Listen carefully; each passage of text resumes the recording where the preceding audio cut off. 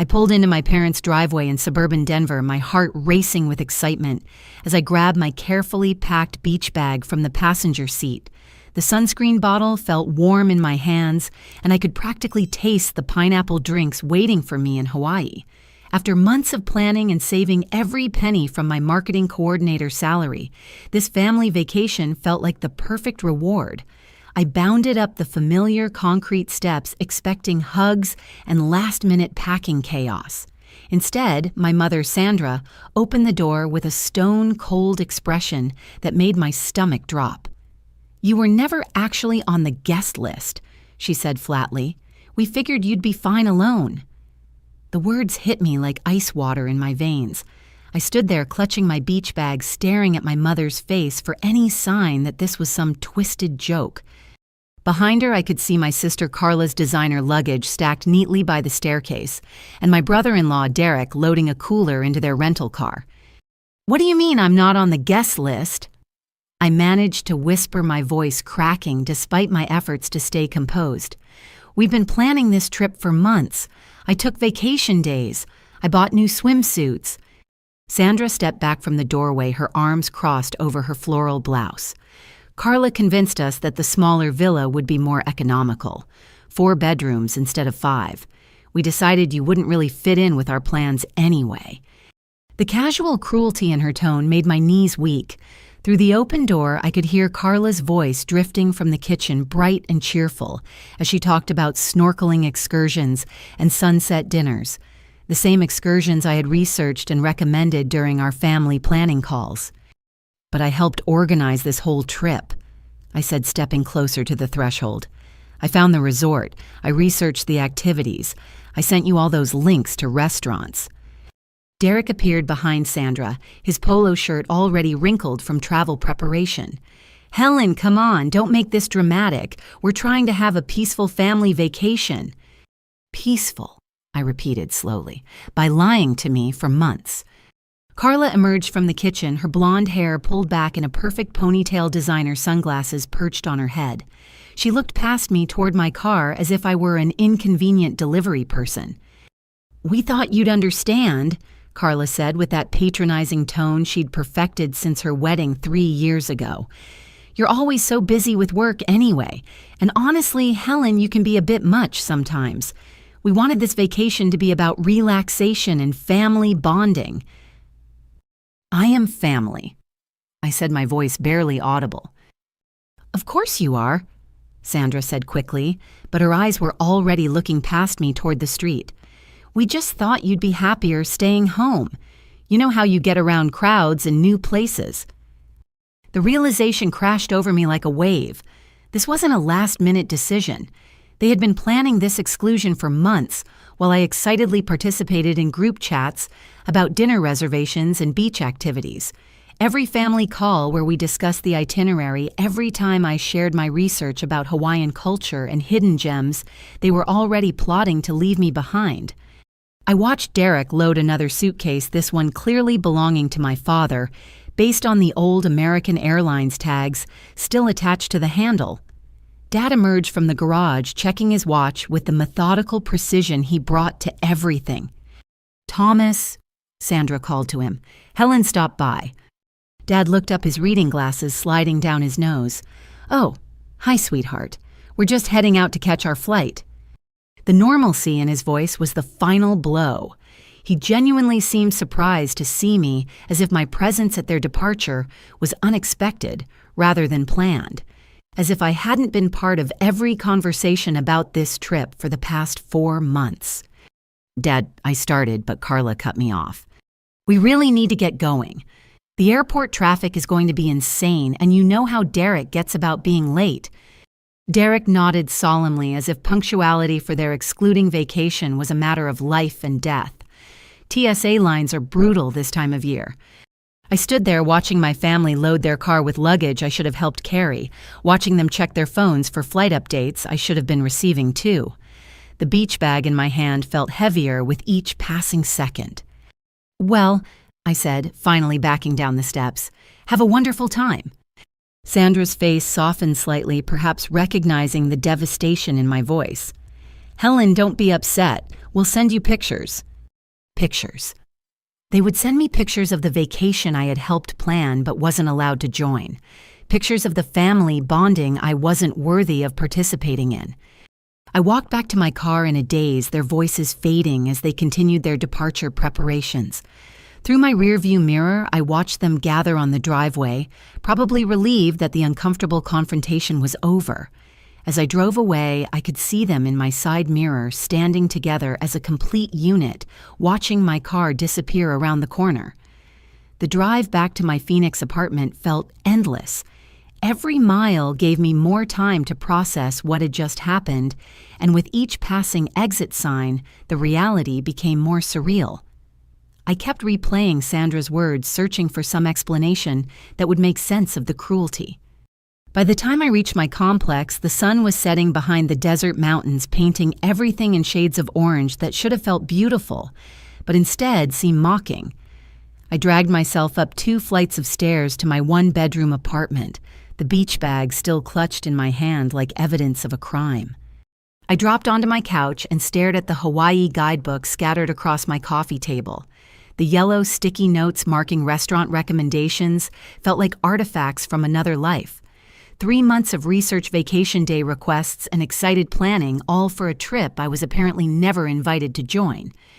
My phone buzzed against the cushions. A text from my best friend Madison, "Safe travels, can't wait to see all your Hawaii pics." I couldn't bring myself to respond. How do you explain that your entire family conspired to exclude you from a vacation while maintaining the illusion that you were included? How do you admit that you were stupid enough to fall for months of lies? Around 10:30 that evening, my phone chimed with a notification from Venmo.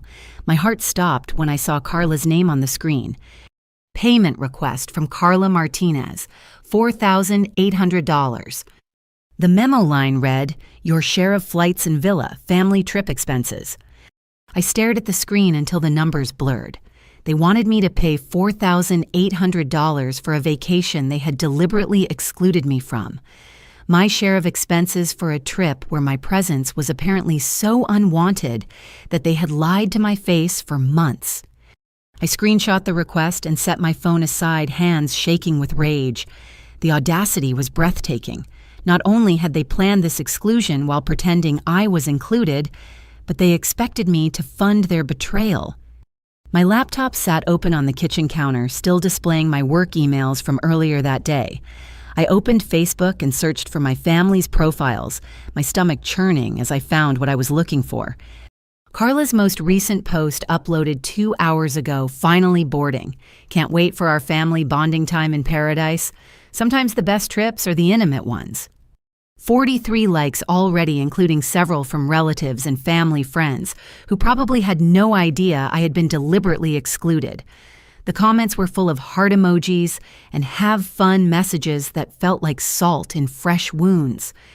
Derek had posted a photo of their boarding passes, carefully angled to hide the names, but clearly showing 4 tickets to Honolulu. 4 tickets for the 4 family members who mattered. The caption read, "Vacation mode activated. No stress, no drama, just family love." No drama, as if I were the source of drama rather than the victim of their calculated cruelty. I scrolled through more posts, finding photos of their airport dinner, their excitement about the flight, their gratitude for quality time with the people who matter most. Each post felt like a deliberate slap, a public celebration of my exclusion. My phone buzzed again. Another Venmo notification, this time from Derek. Payment request $700. Reminder, Helen's portion of resort activities and car rental. $700 more. They were itemizing my exclusion, demanding payment for every aspect of the vacation I wasn't allowed to join.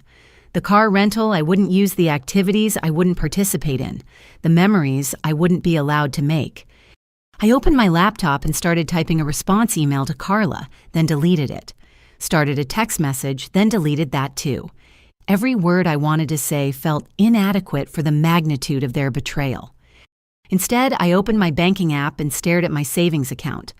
The money I had been carefully setting aside for Hawaii sat there like a monument to my stupidity.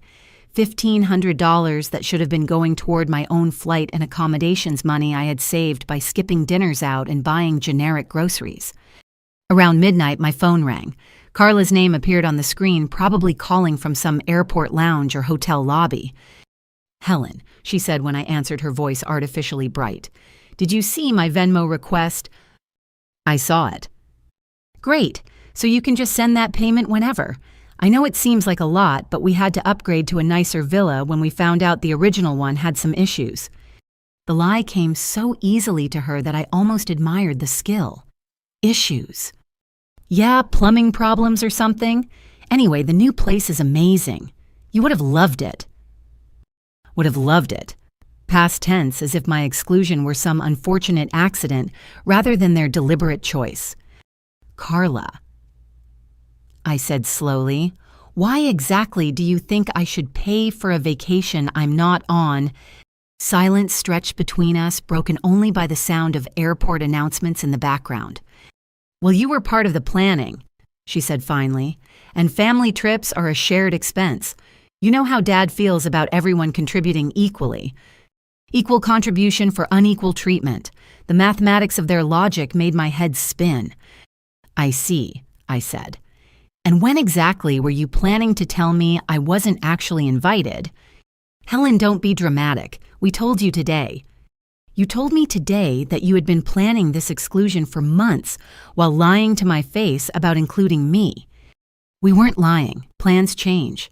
The villa situation changed and we had to make adjustments." The casualness in her voice was more infuriating than outright cruelty would have been. She genuinely seemed to believe that her explanation made sense, that their behavior was reasonable and justified. "I have to go," I said. "Have a wonderful vacation." I hung up before she could respond and stared at my phone for a long moment. The Venmo requests sat there like digital bills for services, not rendered payment demands for inclusion I had been denied. Then I opened Venmo and sent Carla exactly $1 with a memo that would change everything. "You'll have a surprise." The satisfaction of sending that $1 payment felt like the first breath of air after drowning. I sat in my dark apartment, the glow from my phone screen illuminating my face as I stared at the transaction confirmation. $1.00 with a message that carried more weight than they would understand until it was too late. Within minutes, my phone started buzzing with calls and messages. First Carla, then Derek, then my parents as the news of my insult spread through their vacation group chat. Carla's text arrived first. "Are you kidding me right now? $1, this is so typical of your petty behavior." Then Derek, "Helen, we're trying to enjoy our family time. Please don't create drama from across the country." Dad's message was more measured. "Sweetheart, I think there's been a misunderstanding. Can we talk when we get back?" But it was Mom's text that revealed the true scope of their manipulation. "Your father and I are very disappointed in your selfishness. We raised you better than this.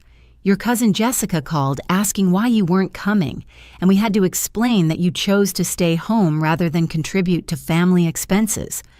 Chose to stay home. They had told our extended family that I had opted out of the vacation, making me look like the selfish family member who couldn't be bothered to join their bonding experience. The lie was so complete, so carefully constructed, that even our relatives believed I was the problem. I screenshot every message and started a folder on my phone labeled Family Lies. If they wanted to play games with the truth, I would document every move they made. Around 2 a.m, Carla called again. I let it go to voicemail, then played back her message. "Helen, I don't know what your problem is, but you're ruining our vacation before it even starts. Mom is crying because of your behavior, and Dad is talking about cutting the trip short to deal with your drama. Is this really what you want to destroy our family time because you're upset about a simple financial contribution?" The reversal was masterful. Somehow I had become the villain in a story where I was the victim. My reaction to their betrayal was now evidence of my character flaws, proof that they had been right to exclude me in the first place. I called my cousin Jessica in Colorado, knowing she would be awake because of her night shift job at the hospital. "Helen," she answered on the first ring, "I was just thinking about you. Your mom said you decided to skip Hawaii to focus on work. That seems so unlike you." "What exactly did she tell you?" "Just that you felt the vacation would be too stressful with your job situation, and you preferred to stay home and save money. She seemed really sad about it, said the family wouldn't be the same without you there." The manipulation was even more sophisticated than I had realized. They hadn't just excluded me. They had crafted a narrative that made me look like the one who had abandoned the family. My mother's sadness about my absence was probably genuine, since she had convinced herself that the lie was true. "Jessica," I said carefully, "did Mom mention anything about villa capacity or booking issues?" "No, nothing like that. She just said you were going through some personal stuff and needed space from family obligations." Personal stuff. Family obligations. They had pathologized my absence, turning their exclusion of me into my need for distance. The story they told made them seem caring and understanding, while portraying me as troubled and antisocial. After I hung up with Jessica, I spent the next hour calling and texting other family members. The story was consistent across every conversation. According to my parents and Carla, I had voluntarily removed myself from the Hawaii plans due to work stress and personal issues. Some relatives even offered words of encouragement about taking care of my mental health and not overcommitting to family events. The gaslighting was so complete that I started to question my own memory of events. Had there been signs that I was supposed to decline the invitation? Had I misunderstood something fundamental about the planning process? Then I remembered the group chat messages I had saved, the excitement in my voice during planning calls, the research documents I had shared with enthusiasm. There was no ambiguity in my participation or my desire to join the vacation. They had deliberately deceived me and then lied to our extended family about the deception. By sunrise, my phone had accumulated 17 missed calls and 42 text messages from various family members. Some were confused relatives asking for clarification about my absence. Others were angry messages from my immediate family, demanding that I stop creating problems and pay your fair share like an adult. The financial pressure was escalating too. Derek had sent 2 additional payment requests, $300 for Helen's share of airport parking and transportation, and $200 for vacation insurance coverage for 4 people. They were nickel and diming me for every expense associated with a trip I wasn't on, as if my exclusion entitled them to free money rather than freeing me from financial obligation. I looked at my reflection in the bathroom mirror that morning and saw someone I barely recognized. My eyes were red from crying and lack of sleep, my hair was disheveled from hours of restless pacing, and my face carried an expression of hurt that seemed carved in stone. But underneath the pain, something else was building, a cold anger that felt different from anything I had experienced before. This wasn't the hot rage of a moment. It was the steady burn of someone who had finally seen the truth about people she loved. I made coffee with hands that had stopped shaking and opened my laptop to begin researching something I never thought I would need: family law attorneys who specialized in financial fraud and emotional abuse cases. The search results were more extensive than I had expected, suggesting that my situation was far from unique. Support groups, legal resources, and counseling services for adults dealing with family financial manipulation filled my screen. As I read through articles about inheritance fraud, financial coercion, and family gaslighting, pieces of a larger puzzle began clicking into place. The pattern of exclusion hadn't started with Hawaii. It had been building for years through smaller incidents that I had dismissed as misunderstandings or coincidences. My phone buzzed with another message from Carla this time, including a photo of their hotel room overlooking the ocean. "This could have been your view if you weren't being so stubborn about paying your share. Last chance to make this right before we write you off completely." The threat was empty, but revealing.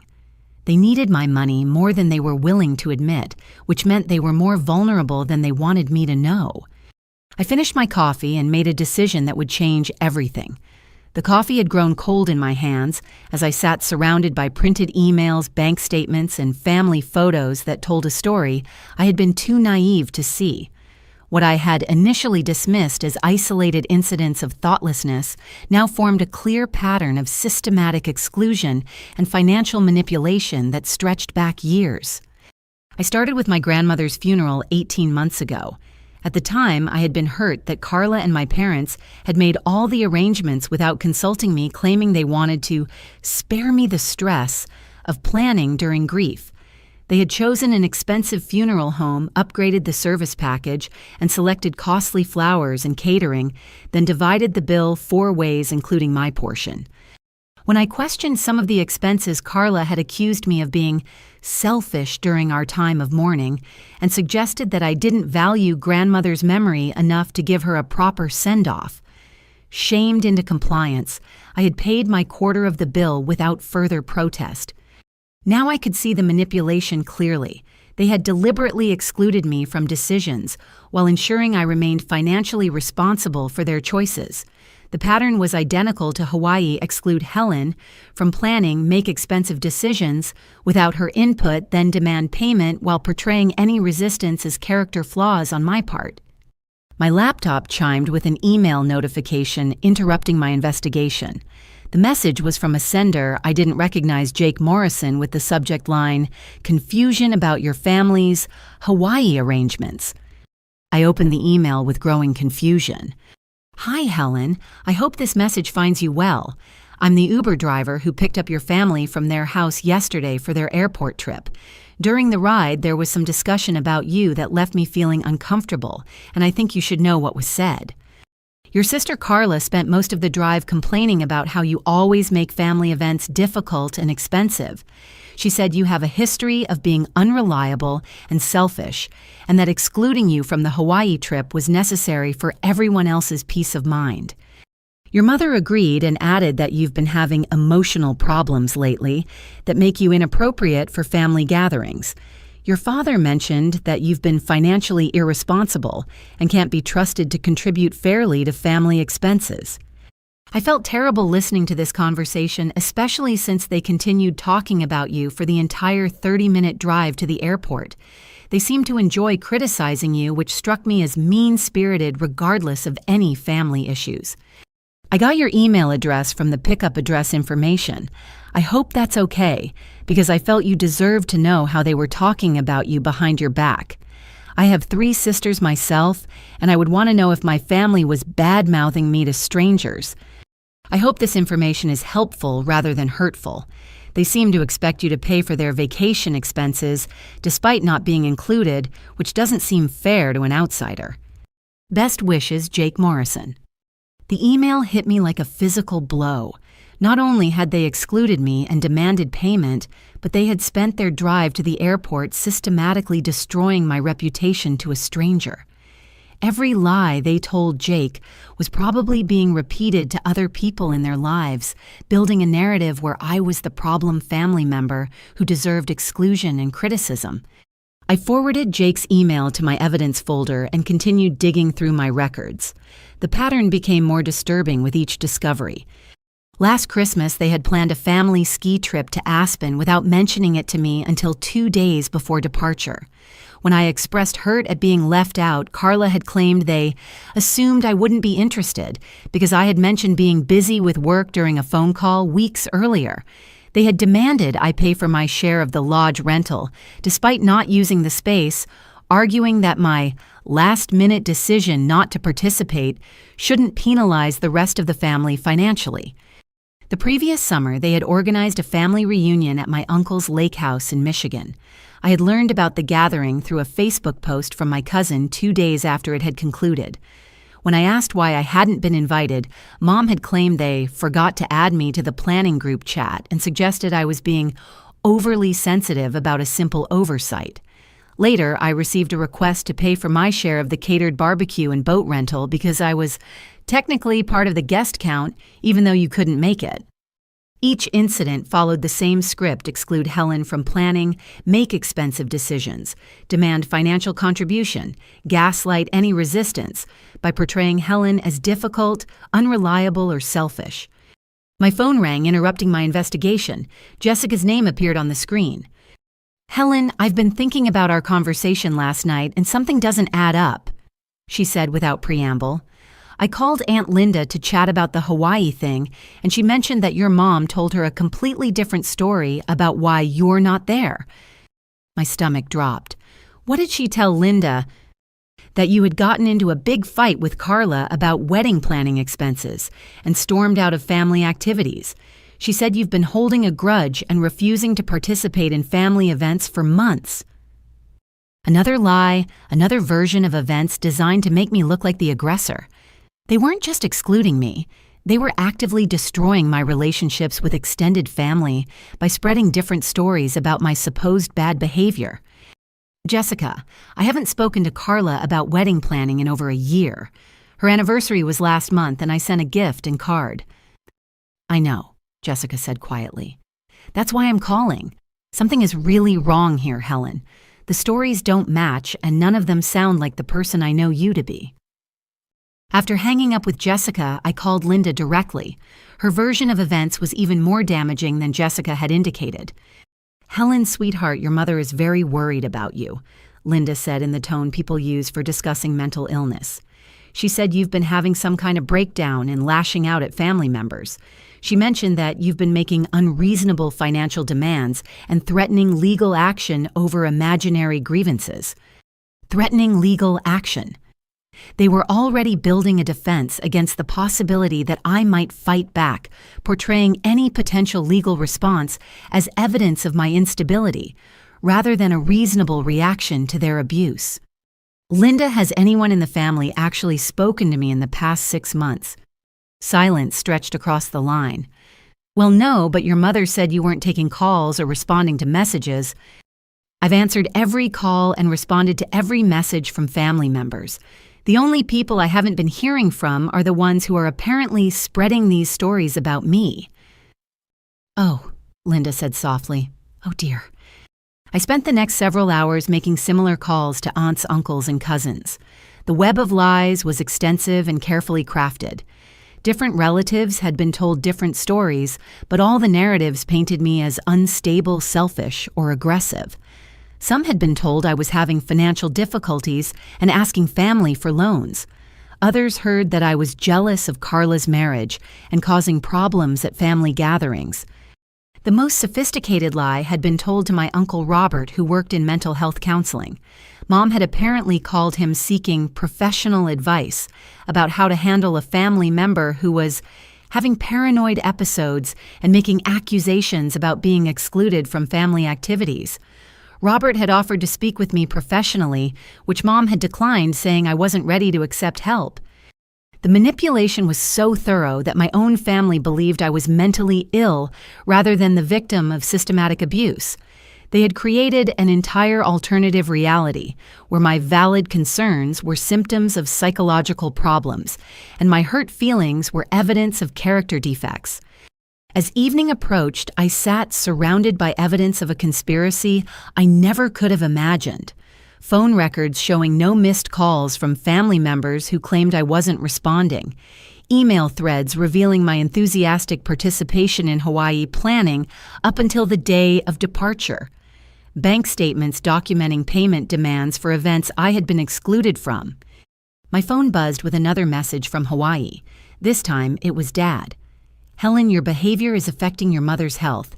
She's not eating and can barely enjoy the vacation because she's worried about you. Please consider how your actions impact other people. The final manipulation making me responsible for Mom's emotional state during the vacation, I wasn't allowed to join. Even their enjoyment of their betrayal was somehow my fault. I took a screenshot of Dad's message and added it to my evidence collection. Then I made a decision that would change everything. I opened my laptop and began researching private investigators who specialized in family financial fraud. If my family wanted to play games with the truth, I would make sure I had all the facts before making my next move. The private investigator I contacted specialized in inheritance disputes and family financial crimes.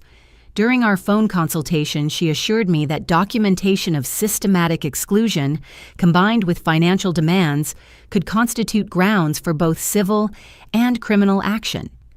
Families who engage in this kind of behavior rarely limit it to one victim or one type of fraud, she explained. If they're comfortable lying to extended family about you, they're probably comfortable lying about other things too. Financial manipulation often involves multiple layers of deception. She was right to be thorough. What I discovered over the next several hours would reveal that Hawaii was just the tip of an iceberg that had been growing beneath my family's surface for years. The surprise I had promised them was going to be bigger than anything I had originally planned. The private investigator's name was Sarah Chen, and her office in downtown Phoenix looked more like a therapist's waiting room than what I had expected from someone who specialized in family financial crimes.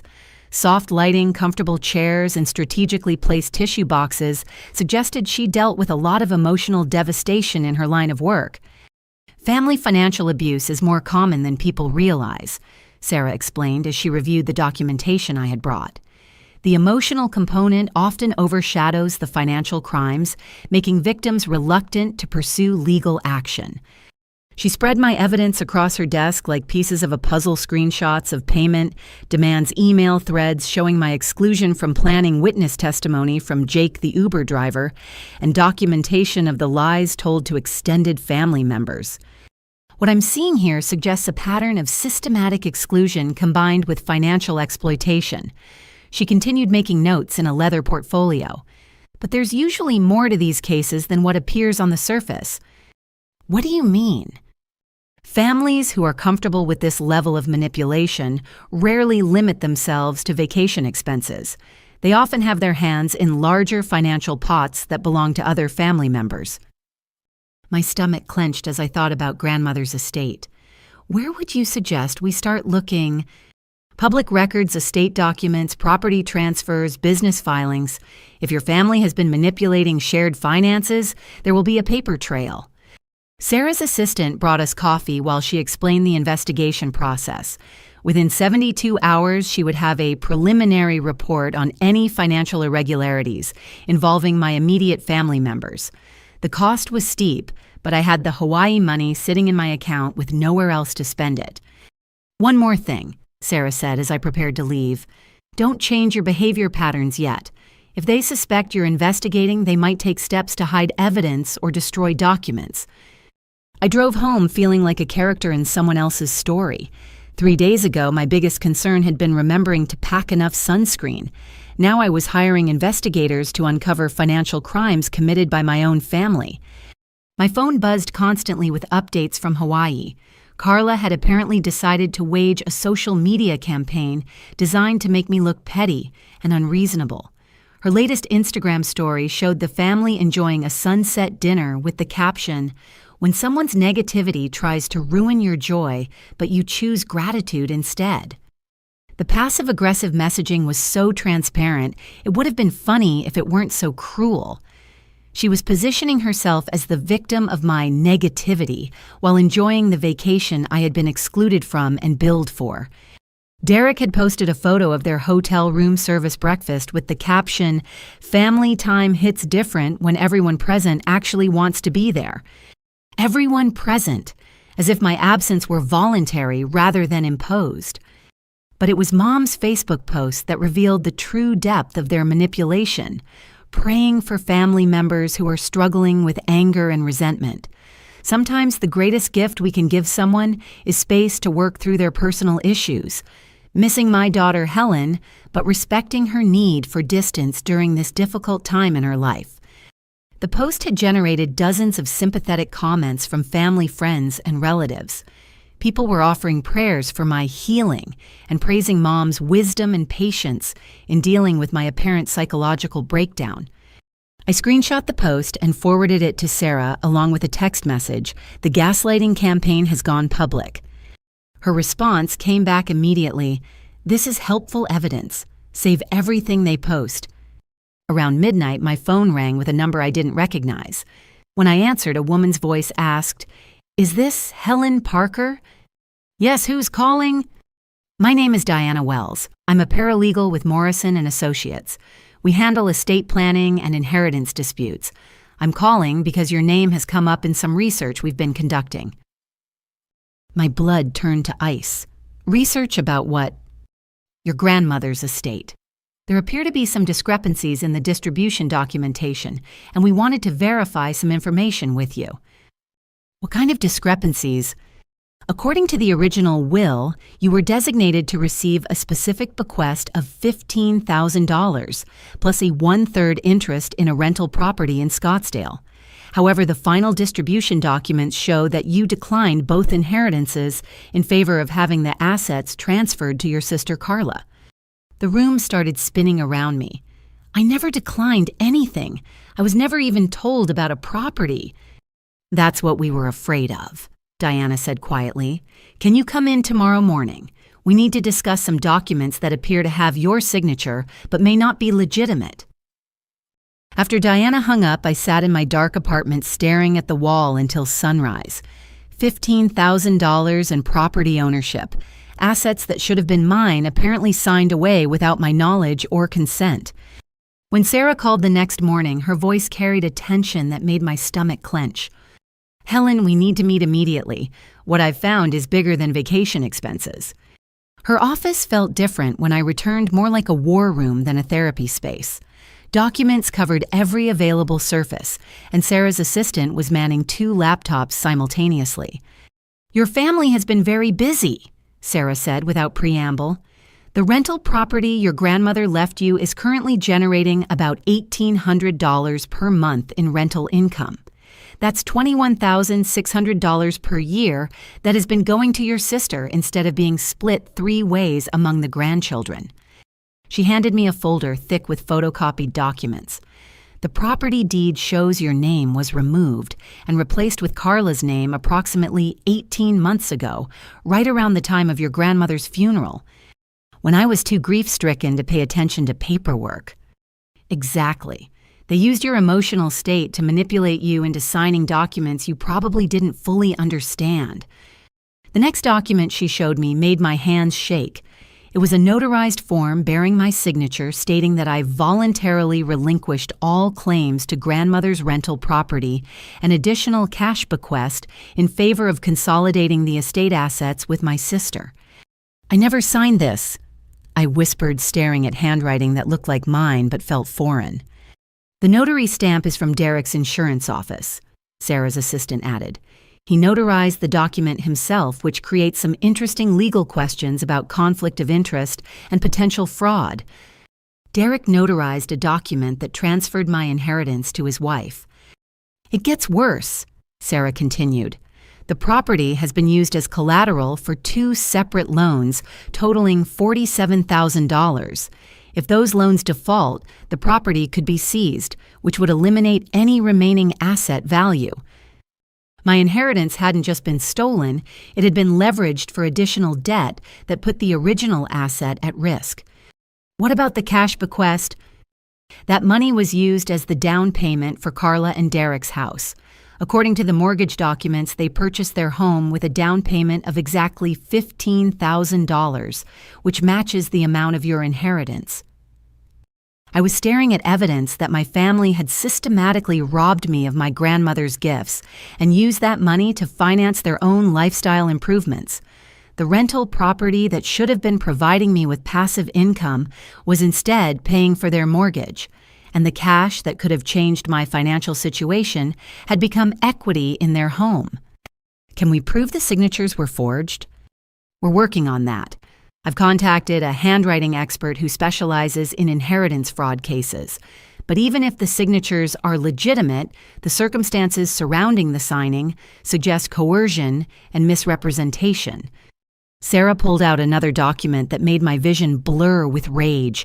It was an email thread between Carla and a real estate attorney dated just 2 weeks after grandmother's funeral. Carla wrote to the attorney asking about the quickest way to consolidate Helen's inheritance interests before she has time to think about it too much. The attorney responded with step-by-step instructions for getting you to sign away your rights while you were still emotionally vulnerable. She planned this before I even finished grieving. It appears that way. The attorney's email specifically mentions taking advantage of your emotional state and tendency to defer to family authority to accomplish the transfer. The cold calculation behind their theft was more devastating than the financial loss itself. They had weaponized my grief and my trust in family to rob me of assets that could have changed my life. "There's one more thing," Sarah said, hesitating before handing me the final document. "The Hawaii vacation was paid for entirely with rental income from your property. The villa, the flights, the activities, everything. They used money that should have been partly yours to fund a vacation you weren't allowed to join." The perfection of their cruelty was breathtaking. They had stolen my inheritance, used it to pay for a family vacation, excluded me from that vacation, then demanded that I pay additional money to cover expenses they had already funded with my stolen assets. What are our options? Civil litigation for inheritance fraud, criminal charges for forgery and theft, and immediate action to freeze the property assets before they can be further leveraged or sold. Sarah's phone buzzed with a text message. She glanced at the screen and frowned. "That was my contact at the courthouse. Carla just filed paperwork this morning to refinance the rental property with a much larger loan amount. They're trying to extract maximum equity before anything can be challenged." "Can they do that?" "Not if we act fast. I'm calling the judge's emergency line right now to request an immediate asset freeze."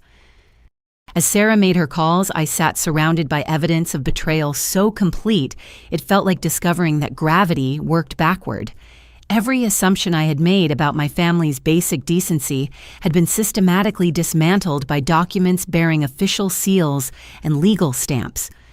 My phone buzzed with another message from Hawaii, this one from Dad. "Helen, we're having such a wonderful time here. The weather is perfect and we're making memories that will last a lifetime. I hope you're using this time alone to reflect on what's truly important in relationships." What's truly important in relationships?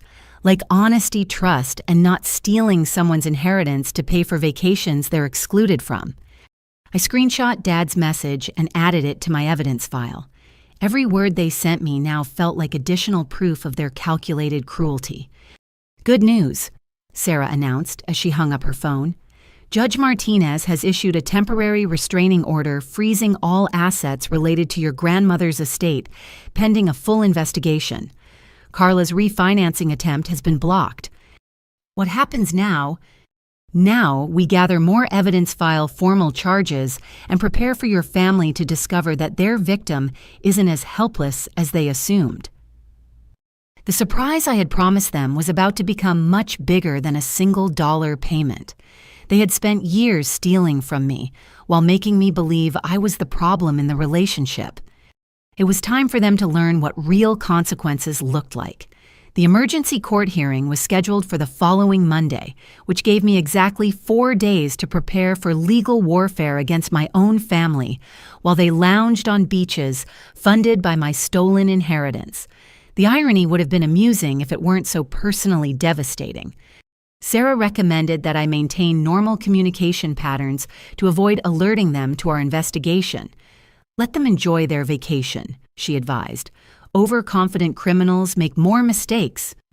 But maintaining normalcy felt impossible when every message from Hawaii felt like salt being poured into open wounds.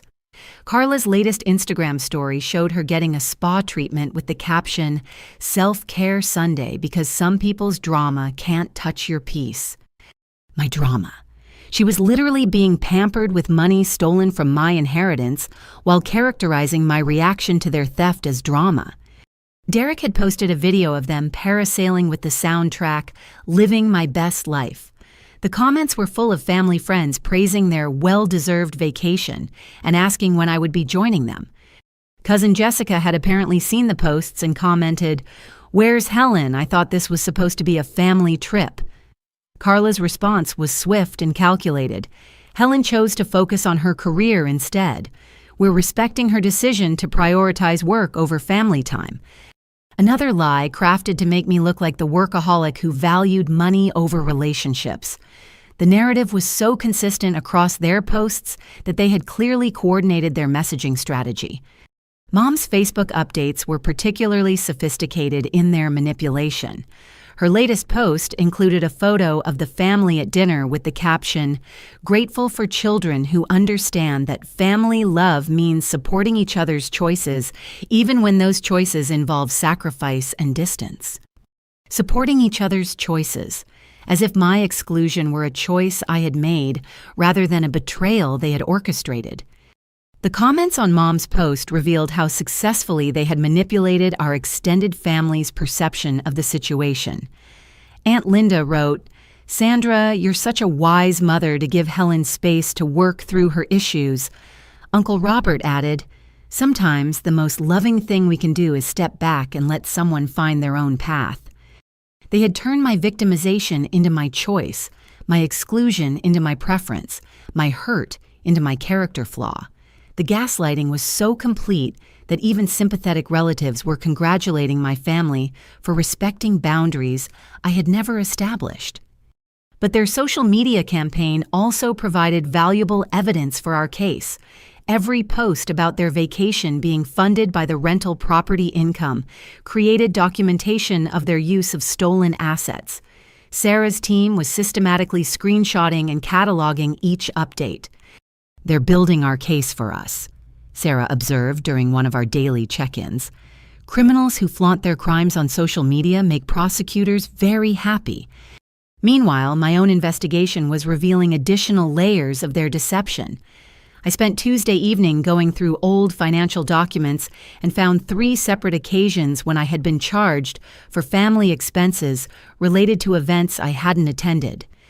Last year's Mother's Day brunch at an expensive restaurant where they had ordered champagne and upgraded to the premium menu, then split the bill 5 ways, including my portion despite my being out of town for work. When I questioned the charge, Carla had insisted that family celebrations are everyone's responsibility regardless of attendance. The previous Christmas, they had hired a professional photographer for family portraits at my parents' house. I had been working that day and couldn't attend the session, but they had charged me $200 for Helen's share of photography costs. When I asked why I owed money for photos I wasn't in, Derek had explained that the photographer's fee was based on family size and you're part of the family even when you can't participate. Most revealing was a charge from 2 years ago for Dad's 60th birthday party.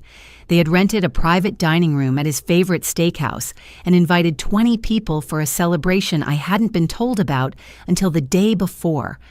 Unable to attend on such short notice, I had sent a thoughtful gift and handwritten card. 2 weeks later, Carla had sent me a payment request for $350 as Helen's portion of Dad's birthday dinner expenses. The pattern was clear and consistent: exclude Helen from planning, make expensive decisions without her input, then demand payment while portraying any resistance as selfishness or family disloyalty. Wednesday brought a breakthrough that changed everything. Sarah called me at work with barely contained excitement in her voice. "Helen, you need to sit down. We found something that makes the inheritance theft look small." I closed my office door and prepared for another devastating revelation. Your grandmother's estate included more than just the rental property and cash bequest. There was also a life insurance policy with a death benefit of $75,000, with you listed as one of 3 equal beneficiaries. My legs felt weak. I was never told about any life insurance. Because you were never supposed to find out about it. The beneficiary distribution should have been $25,000 each to you, Carla, and your parents. Instead, the full $75,000 was paid to Carla as the sole surviving beneficiary. How is that possible? Someone submitted a death certificate for you along with the insurance claim declaring you deceased and therefore ineligible to receive benefits. The words didn't make sense at first. They declared me dead. According to the insurance company's records, Helen Parker died in a car accident 6 months before your grandmother's death. The death certificate appears to be a sophisticated forgery, complete with official seals and signatures. I was staring at evidence that my family had literally killed me off on paper to steal my insurance benefits. The theft of my inheritance was criminal, but this was something approaching evil. Who filed the fraudulent death certificate? Derek, in his capacity as the family's insurance agent. He had professional access to the forms and procedures necessary to create convincing documentation. Derek had used his professional credentials and industry knowledge to forge my death certificate and steal $75,000 from my grandmother's life insurance policy. The man who called me dramatic for objecting to vacation expenses had committed multiple felonies to rob me of benefits that would have changed my financial life completely. Sarah, how much money are we talking about in total? Between the rental property income, the stolen cash bequest, the fraudulent insurance claim, and the various expense manipulations we've documented, you've been defrauded of approximately $137,000 over the past 18 months. $137,000. More money than I had ever imagined having stolen by people who portrayed themselves as loving family members concerned about my emotional well-being. What's our next move? Criminal charges for insurance fraud, forgery, and theft, civil litigation for damages and emotional distress, an immediate asset seizure to prevent them from hiding or spending any more of your money. Thursday brought the most satisfying phone call of my life. Sarah contacted me with an update that made me smile for the first time since this nightmare had begun. The FBI has taken over the insurance fraud investigation. Derek's professional licenses are being suspended pending criminal proceedings, and all of their bank accounts have been frozen. They're in Hawaii with frozen bank accounts. As of this morning, yes. They'll discover the account freezes when they try to pay for meals activities or their hotel checkout. The timing was perfect. They would spend their final days in paradise discovering that their access to stolen money had been cut off, leaving them stranded with expenses they couldn't pay and questions they couldn't answer. There's more, Sarah continued. The hotel where they're staying called this morning asking about payment guarantees. Apparently, their credit cards are being declined, and they're requesting alternative payment methods for their remaining charges. My family was about to discover that crime doesn't pay literally. Their vacation funded by stolen assets was turning into a financial nightmare that would follow them home and into courtrooms. But I wasn't finished with them yet. If they wanted to play games with truth and perception, I was prepared to show them what real strategy looked like.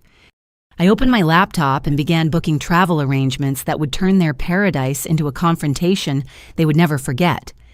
The surprise I had promised them was about to arrive in person. The first-class seat to Honolulu had cost me nearly $3,000, but it felt like the best money I had ever spent.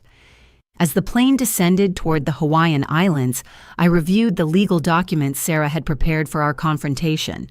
Restraining orders, asset seizure notices, and criminal complaints that would transform their vacation from paradise into a legal nightmare. Sarah had initially advised against the trip. Let law enforcement handle the confrontation, she had suggested. Flying to Hawaii to confront them could be seen as harassment. But I needed to see their faces when the truth finally caught up with them.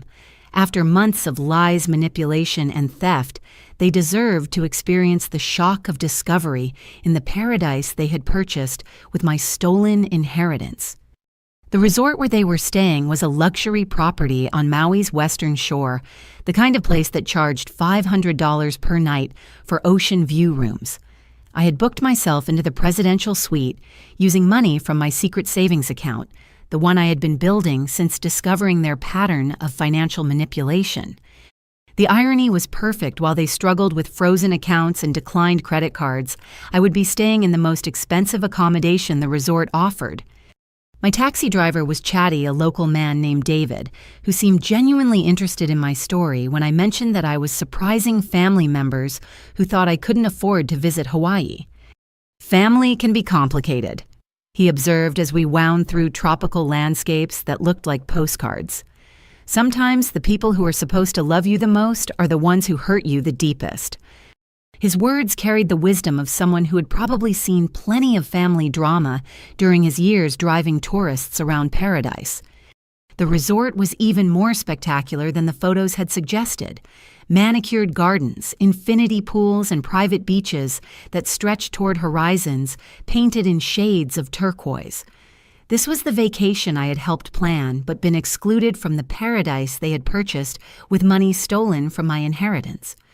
The front desk manager, a professional woman named Patricia, greeted me with the kind of warmth reserved for guests staying in premium suites, but her expression shifted when I mentioned my family members who were already guests at the resort.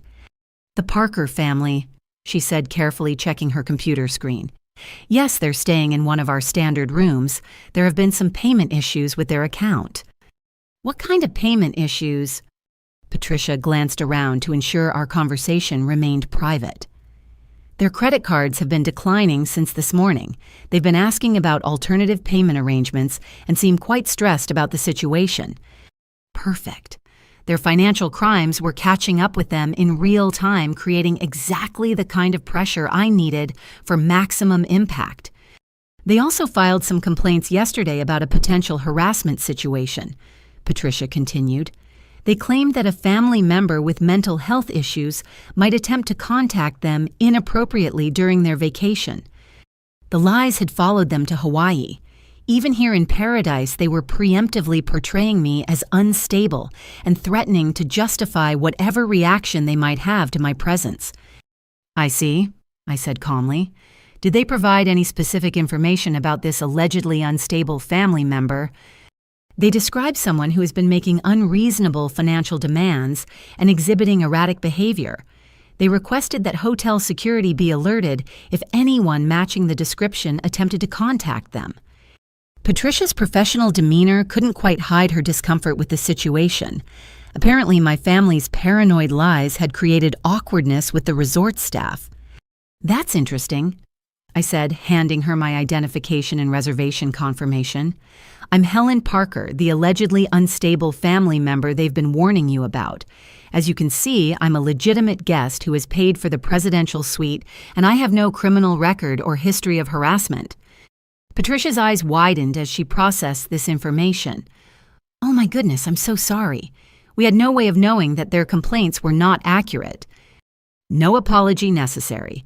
But I thought you should know that the guests who have been making financial excuses and spreading stories about harassment are apparently comfortable lying to resort staff about family members." "This is very helpful information," Patricia said diplomatically. "We appreciate guests who help us understand complex situations." She upgraded my welcome amenities and assigned me a personal concierge, apparently recognizing that the real problem guests were the ones who couldn't pay their bills rather than the one who had booked the presidential suite. I spent the first hour in my suite reviewing the legal documents one final time and preparing for the confrontation that would change everything. The view from my balcony encompassed the entire resort, including the pool area where I could see 4 familiar figures lounging in chairs that would soon become very uncomfortable. Sarah called as I was getting ready to make my appearance. "Helen, the FBI wants to coordinate the timing of your confrontation with their evidence collection. Can you wait until tomorrow morning to approach them?" "How long do I need to wait?" "Just until they attempt to check out.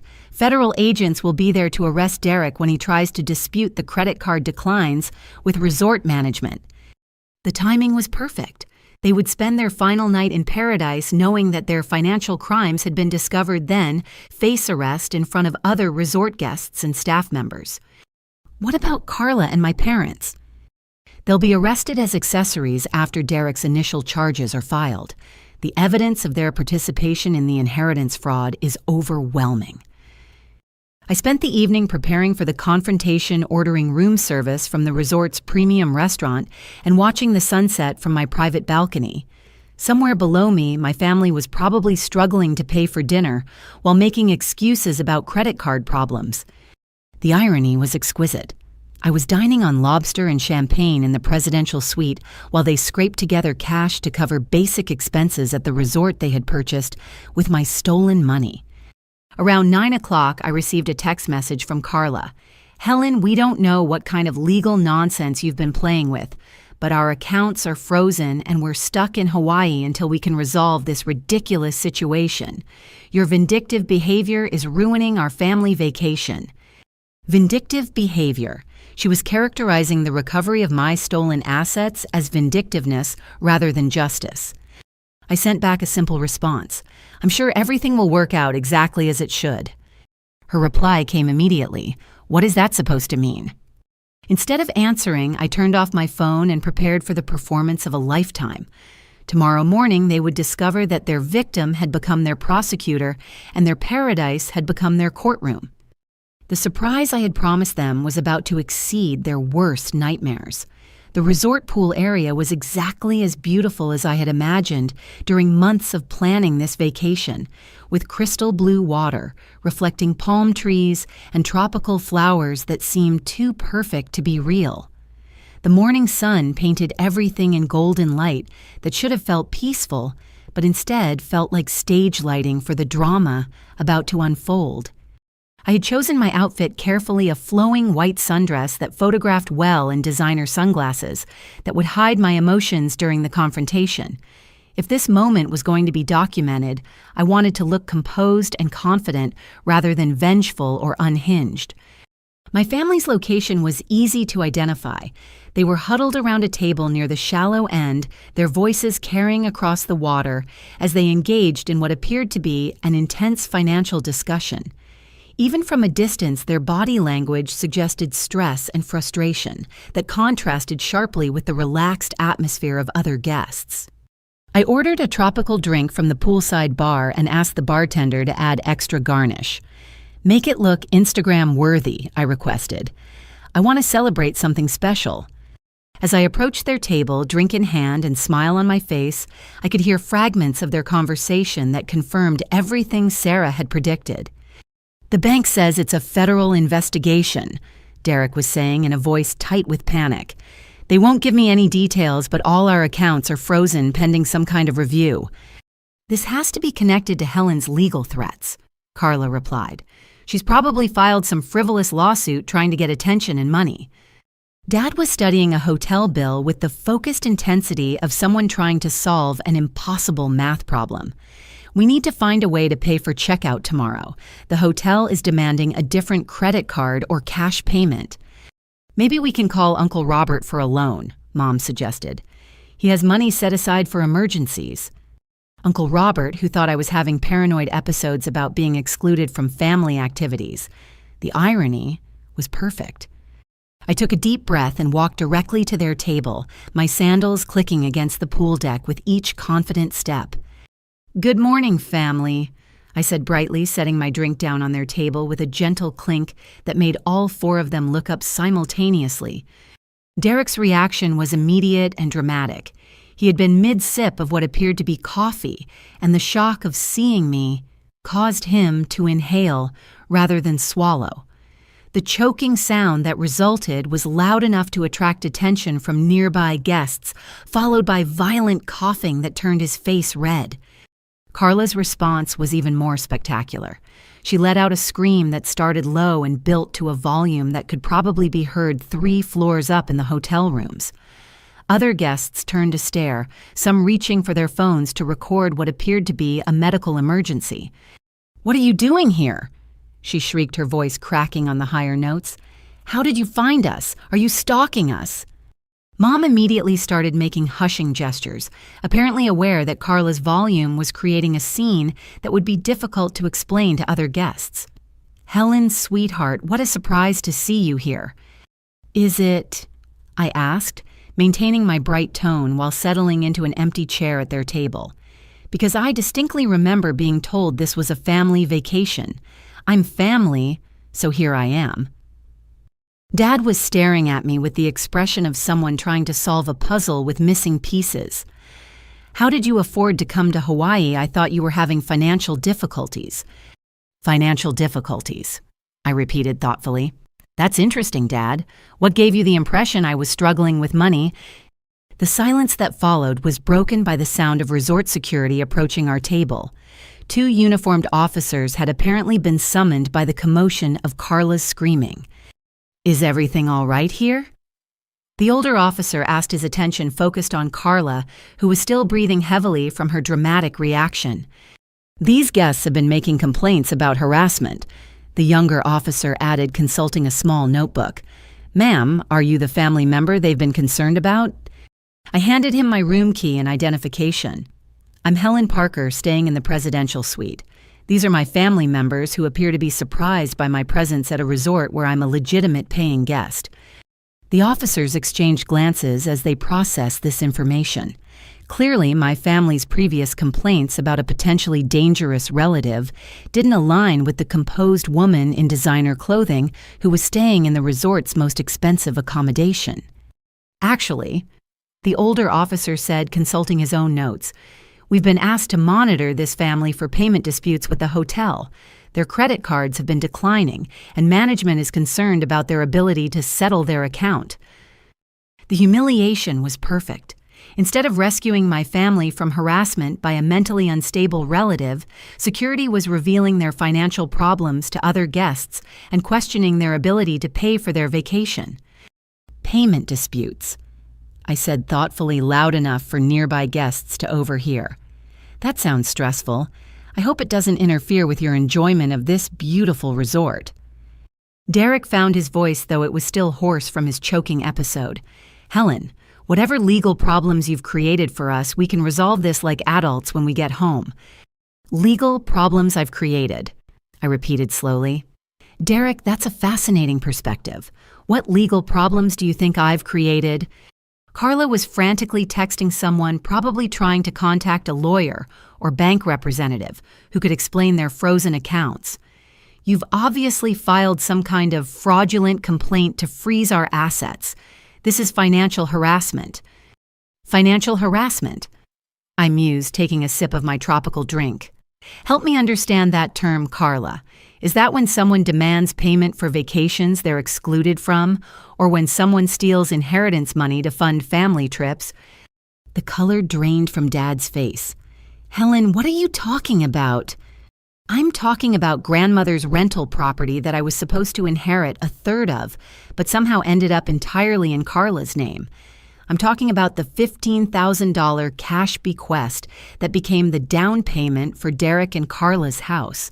I'm talking about the $75,000 life insurance policy that was paid to Carla as the sole surviving beneficiary, after someone filed a death certificate claiming I had died in a car accident."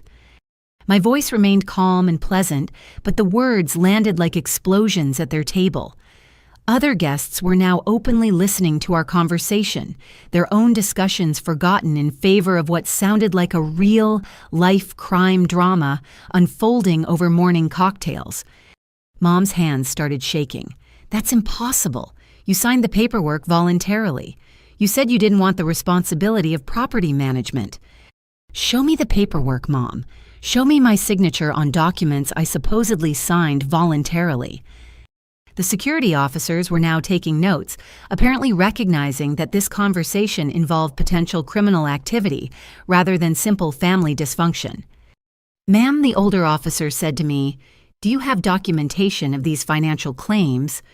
I reached into my beach bag and pulled out a folder containing copies of the most damaging evidence: bank records, property transfers, insurance claims, and forensic analysis of allegedly forged signatures. As I spread the documents across their table, my family's expressions shifted from confusion to horror to desperate panic. The evidence was comprehensive and undeniable, transforming their tropical paradise into a prosecutor's exhibit hall. "This is all legal paperwork," I continued in the same pleasant tone. "Filed with proper authorities, investigated by qualified professionals, and documented by federal agents who are very interested in cases involving inheritance fraud and insurance crimes." Derek was now visibly sweating despite the comfortable morning temperature. "Those documents are taken out of context. Everything we did was legal and properly documented." "Including filing a fraudulent death certificate to steal my insurance benefits?" I asked brightly, because the FBI has some questions about that particular document, Derek.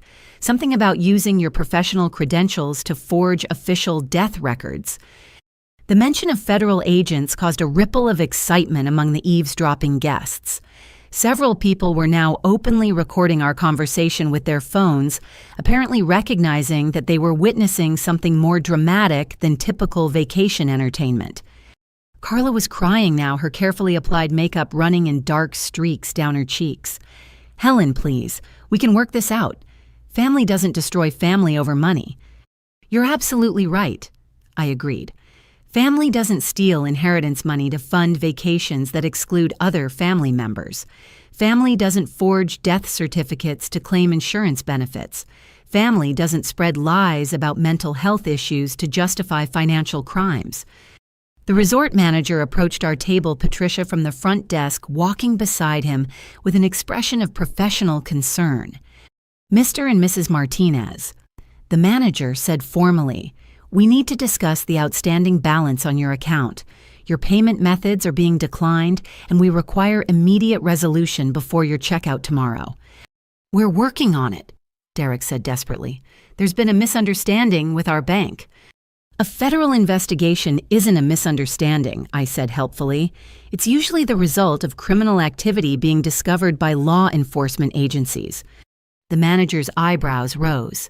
Federal investigation. Inheritance fraud, insurance fraud, and forgery, I explained cheerfully. The kind of crimes that result in asset freezes while prosecutors build their cases. Patricia stepped forward with a tablet in her hands. Sir, we've received a call from federal agents requesting that we preserve all records related to your stay. Apparently, this resort visit is being funded by assets connected to criminal activity. They bought this vacation with money stolen from my grandmother's estate. I added in case anyone was confused about the connection. The crowd of onlookers was growing larger, with guests abandoning their own poolside activities to watch what had become the most entertaining event of their vacation. Several people were live streaming the confrontation, apparently recognizing that they were witnessing something worth sharing with the internet. Derek stood up abruptly, his chair scraping against the concrete. We don't have to listen to this. We're legitimate guests at this resort. Legitimate guests who can't pay their bills, the security officer observed, and who appear to be involved in federal criminal investigations. Sir, the manager added, we're going to need you to return to your room while we contact the appropriate authorities about this situation. As my family was escorted away by security, I remained at their table, finishing my tropical drink and reviewing the legal documents that had transformed their paradise into a crime scene. Other guests approached me with expressions of amazement and sympathy. A woman from Minnesota bought me another drink. A retired couple from Texas offered to serve as witnesses if I needed testimony about the confrontation. The surprise I had promised them was exceeding even my expectations. By tomorrow morning, their arrest would be the talk of the resort, and their criminal behavior would be documented by dozens of witnesses who had captured everything on video. Justice served poolside with a tropical garnish tasted better than I had ever imagined. The resort business center had become my temporary war room, complete with high-speed internet, a printer, and enough privacy to coordinate the final phase of my family's downfall. Sarah was on speakerphone, walking me through the legal documentation that would transform their Hawaiian nightmare into a federal case. The FBI agents will arrive at the resort this afternoon, she explained. They want to coordinate Derek's arrest with the local authorities to ensure everything is properly documented. What about the others? Carla will be arrested as an accessory to the insurance fraud. Your parents are being charged as co-conspirators in the inheritance theft. All 4 of them will be extradited back to Arizona to face the charges there. I was taking notes on resort stationery, the tropical letterhead providing surreal contrast to the criminal charges being outlined. How solid is our case? Overwhelming. The handwriting analysis confirmed that your signatures were forged on the inheritance documents. The insurance company has provided full cooperation since discovering the fraudulent death certificate, and Derek's professional licenses give us clear evidence of his ability to create convincing forgeries.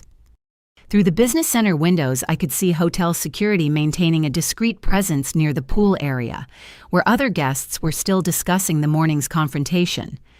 Several people had approached me throughout the day, sharing their own stories of family financial abuse and expressing support for my decision to pursue justice. There's something else, Sarah continued. The local FBI office has been investigating Derek's insurance practice for months. Apparently, you're not the only client who has experienced suspicious claim handling and document irregularities. He's done this to other people. Multiple clients have reported similar issues with inheritance claims, beneficiary distributions, and policy documentation. Your case is the one that finally gave them enough evidence to move forward with charges. The scope of Derek's crimes was expanding beyond my family's theft into a pattern of professional misconduct that had victimized numerous clients. My decision to fight back was apparently exposing a much larger criminal enterprise. Patricia knocked on the business center door, her expression mixing professional courtesy with genuine concern. "Ms. Parker, there are federal agents here to speak with you. They're in the executive conference room whenever you're ready." The FBI agents were exactly what I had expected from television shows, serious, well-dressed, and carrying briefcases that probably contained enough evidence to send my family to prison. Agent Martinez was a woman in her 40s, with the kind of calm confidence that suggested extensive experience with white-collar crime. Agent Thompson was younger, with a laptop and multiple phones that kept buzzing with updates. "Ms. Parker." Agent Martinez began, "We appreciate your cooperation in this investigation. The evidence you've provided has been instrumental in building our case against your family members. What happens next? We'll arrest Derek this afternoon when he attempts to dispute the hotel charges with management. Carla will be arrested simultaneously to prevent her from destroying evidence or contacting accomplices. Your parents will be taken into custody tomorrow morning." Agent Thompson looked up from his laptop. "We've also executed search warrants for their homes and offices. Derek's insurance files contain evidence of fraud involving at least 12 other clients over the past 3 years. 12 other clients, inheritance disputes, beneficiary changes, policy modifications, suspicious death claims. Your brother-in-law has been very busy using his professional access to manipulate insurance paperwork for personal gain." The magnitude of Derek's crimes was staggering. My family's theft of my inheritance was just one example of a systematic pattern of insurance fraud that had been operating for years. "What about the money?" "Full restitution plus damages," Agent Martinez assured me. "The rental property will be transferred back to your name. The insurance money will be recovered with interest, and you'll receive compensation for the emotional distress and legal expenses." Through the conference room windows, I could see my family gathering near the hotel check-in desk, apparently attempting to resolve their payment issues with increasingly desperate explanations. Derek was gesturing emphatically, while Carla held her phone to her ear, probably trying to contact lawyers or bank representatives who couldn't help them. "They still don't understand what's happening," I observed. "That's common in white-collar crime cases," Agent Thompson explained. "Criminals often believe they can talk their way out of consequences until the handcuffs actually appear." Agent Martinez opened her briefcase and pulled out a thick stack of documents. "These are the formal charges being filed against each family member. We'll need you to review and sign the victim impact statements." Reading through the charges was like reviewing a catalog of betrayal conspiracy to commit inheritance fraud, insurance fraud, forgery, grand theft, elder abuse, and racketeering. Each charge carried potential sentences ranging from several years to several decades in federal prison. Elder abuse. Your grandmother's estate was manipulated while she was still alive but mentally compromised, Agent Martinez explained.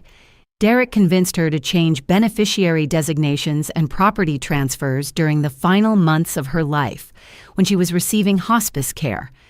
Even in death, grandmother had been victimized by their greed.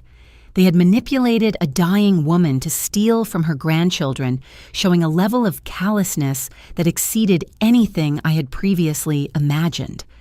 My phone buzzed with a text from Derek. "Helen, federal agents are asking the hotel about our stay. Whatever lies you've told them, we can clear this up if you just talk to us reasonably." Lies. He was still characterizing documented evidence of their crimes as lies, apparently believing that the right conversation could make federal investigations disappear. I showed the message to Agent Martinez, who smiled grimly. He'll be saying the same thing during his interrogation this afternoon, right up until we show him the forensic evidence of his signature forgeries. Can I watch the arrests? We'd prefer that you maintain distance for safety reasons, Agent Thompson said. But the arrests will be well documented, and you'll receive copies of all relevant footage. Through the windows, I could see hotel security approaching my family's location. The arrests were beginning transforming their luxury vacation into a very public legal nightmare that would follow them for years. My phone buzzed again this time with a call from Mom. I answered on speakerphone so the agents could hear the conversation. "Helen, sweetheart, there are police officers here asking about some kind of investigation. Can you please explain what's going on?" "I'm recovering the money you stole from me," I said calmly. "The inheritance money, the insurance money, and the rental property income that should have been mine." "We didn't steal anything," Mom said desperately. "Those were legal transfers that you agreed to." "Show them the paperwork with my actual signature," I suggested. "Show them the documents I supposedly signed voluntarily." Silence stretched across the connection, broken by the sound of voices in the background, giving what sounded like legal warnings about the right to remain silent. "Helen, please don't do this to your family," Mom whispered. "We love you." "People who love me don't steal my inheritance and exclude me from family vacations," I replied. "People who love me don't spread lies about my mental health to justify financial crimes." The call ended abruptly, probably because Mom was being handcuffed and read her rights by federal agents who had tracked down every dollar of my stolen inheritance. Agent Martinez closed her briefcase with the finality of someone whose job was nearly complete. "Ms. Parker, you should be very proud of your courage in pursuing this case. Family financial abuse often goes unreported because victims are too emotionally attached to hold their relatives accountable." "What about the other victims of Derek's insurance fraud?" "They'll be contacted as our investigation expands.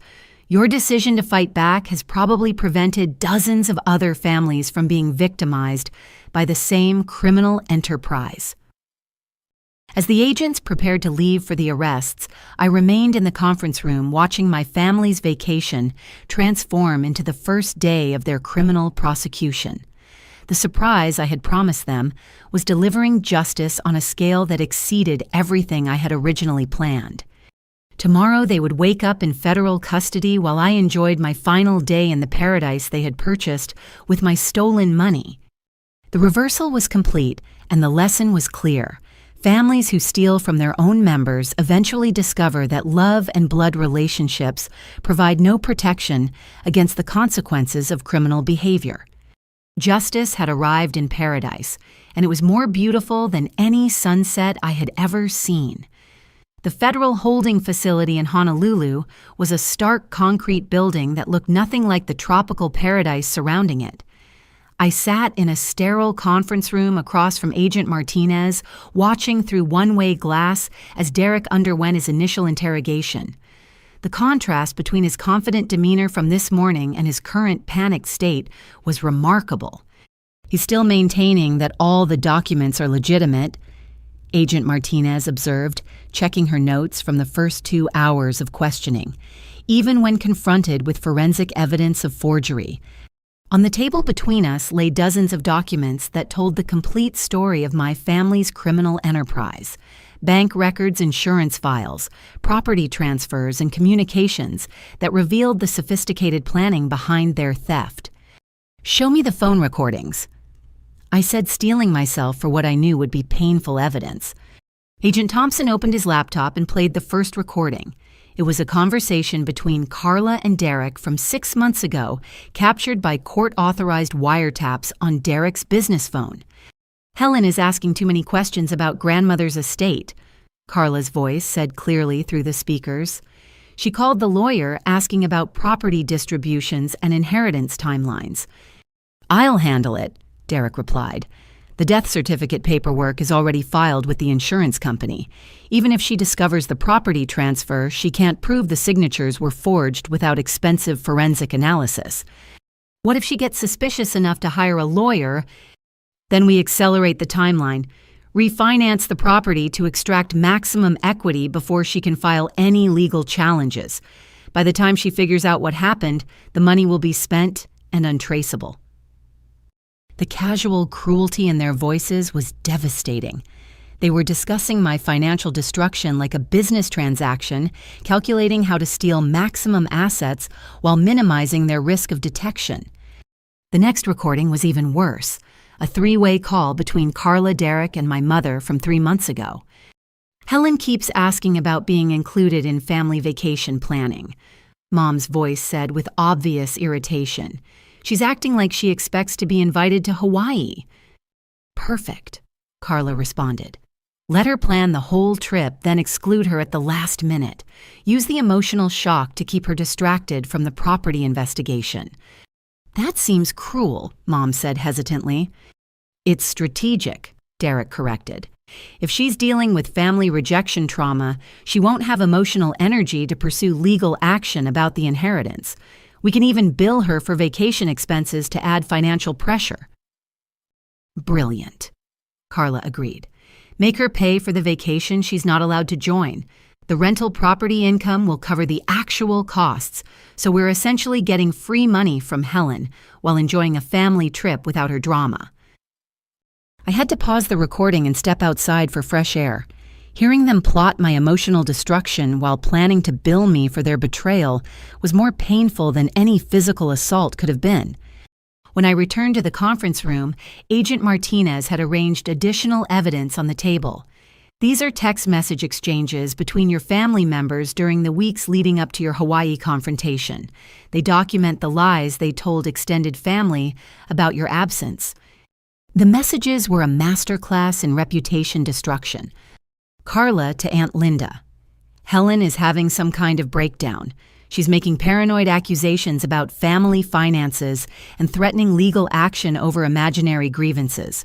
We're worried about her mental state. Derek to Uncle Robert.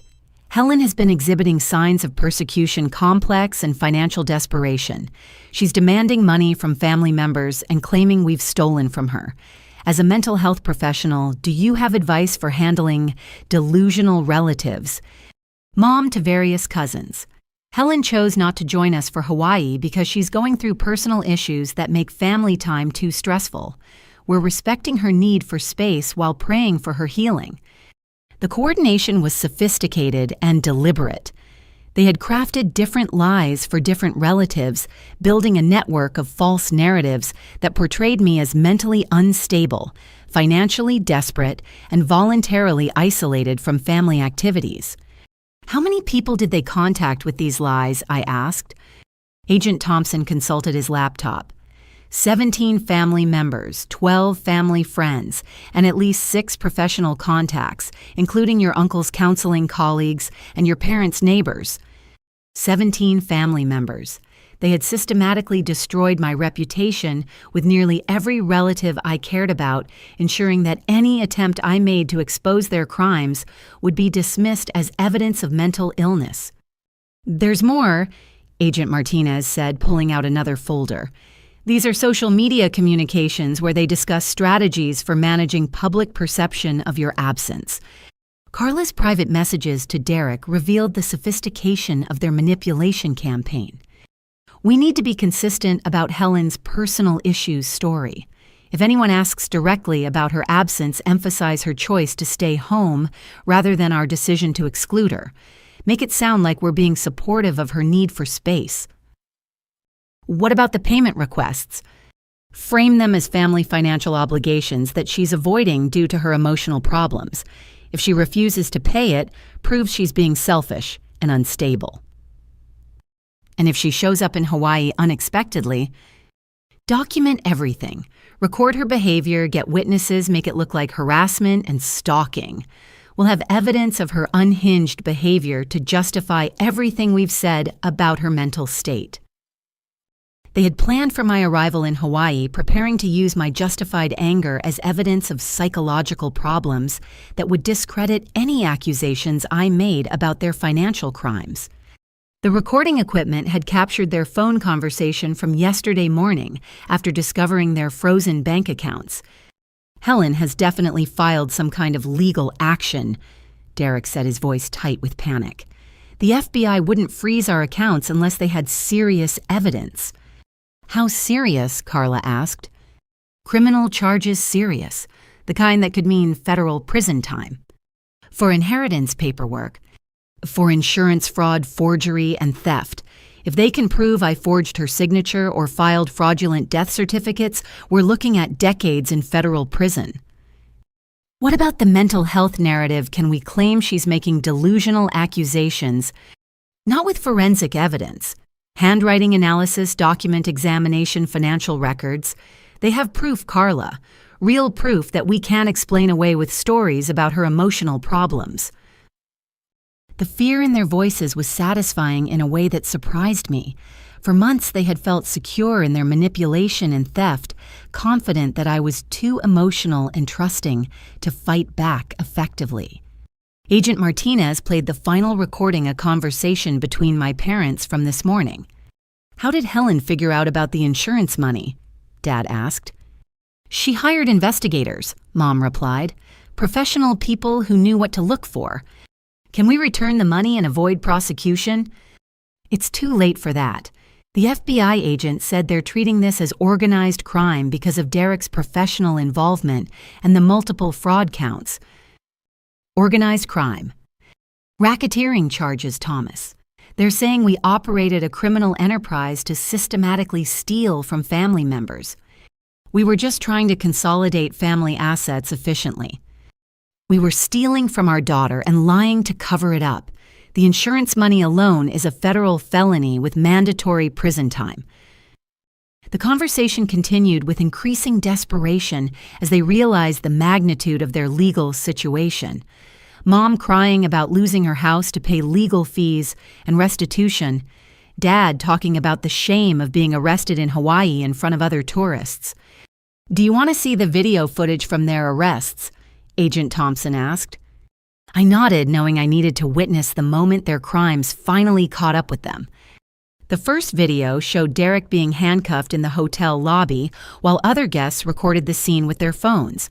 His protests about the arrests being a misunderstanding were clearly audible, along with his demands to speak with lawyers who could clear up this confusion. Carla's arrest was more dramatic. She had apparently barricaded herself in their hotel room and required additional officers to convince her to surrender. The footage showed her being led through the hotel hallway in handcuffs while screaming about false accusations and family betrayal. She kept insisting that you were mentally ill and making up lies about inheritance theft, Agent Thompson noted. Even when confronted with forensic evidence, she maintained that the whole investigation was based on delusional accusations.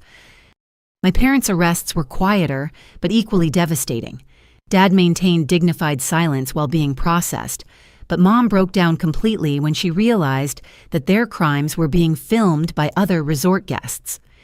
The videos have already been shared on social media, Agent Martinez informed me.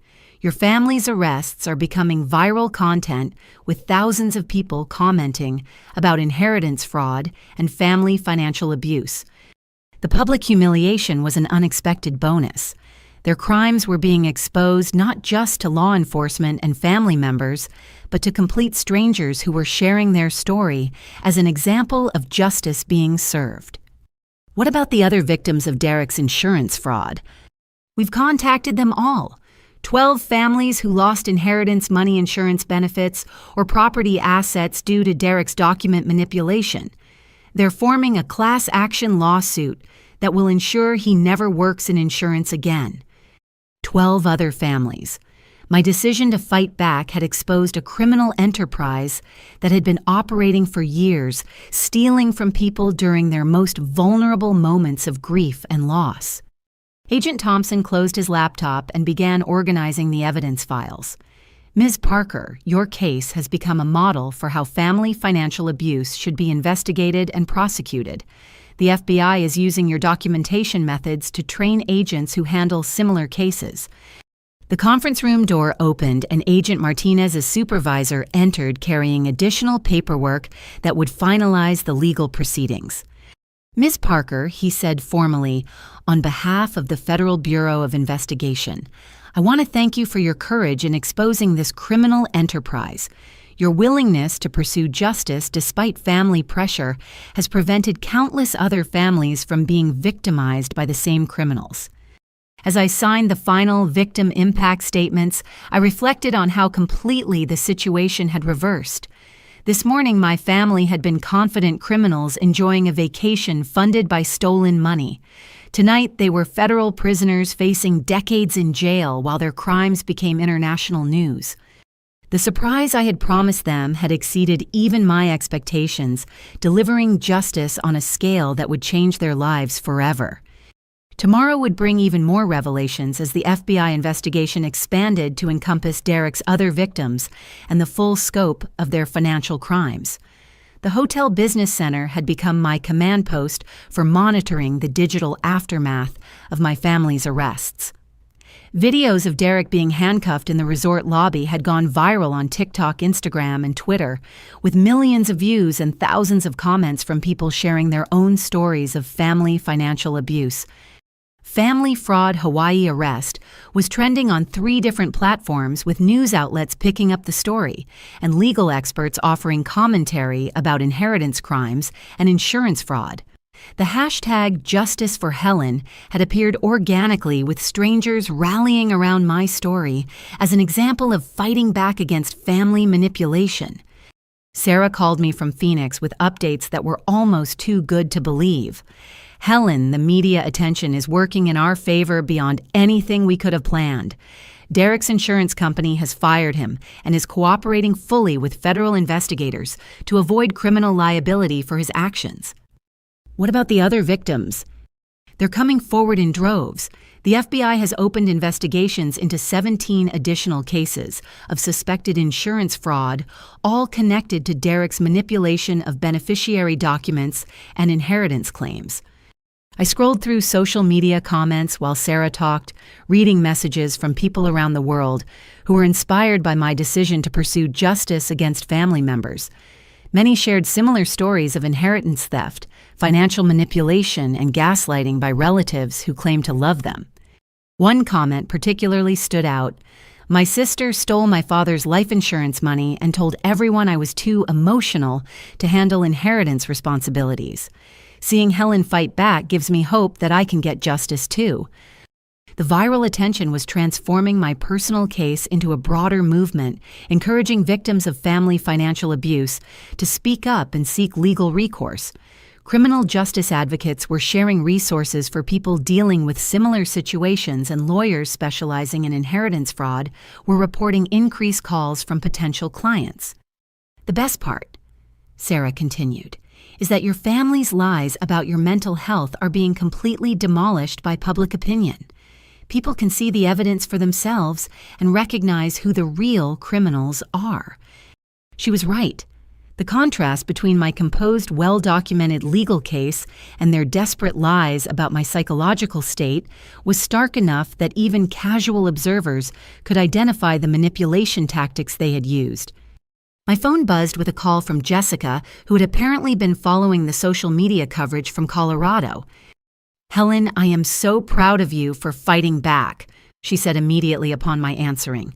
"I've been reading about the arrests online, and I'm horrified by what they did to you. How much do you know?" "Everything.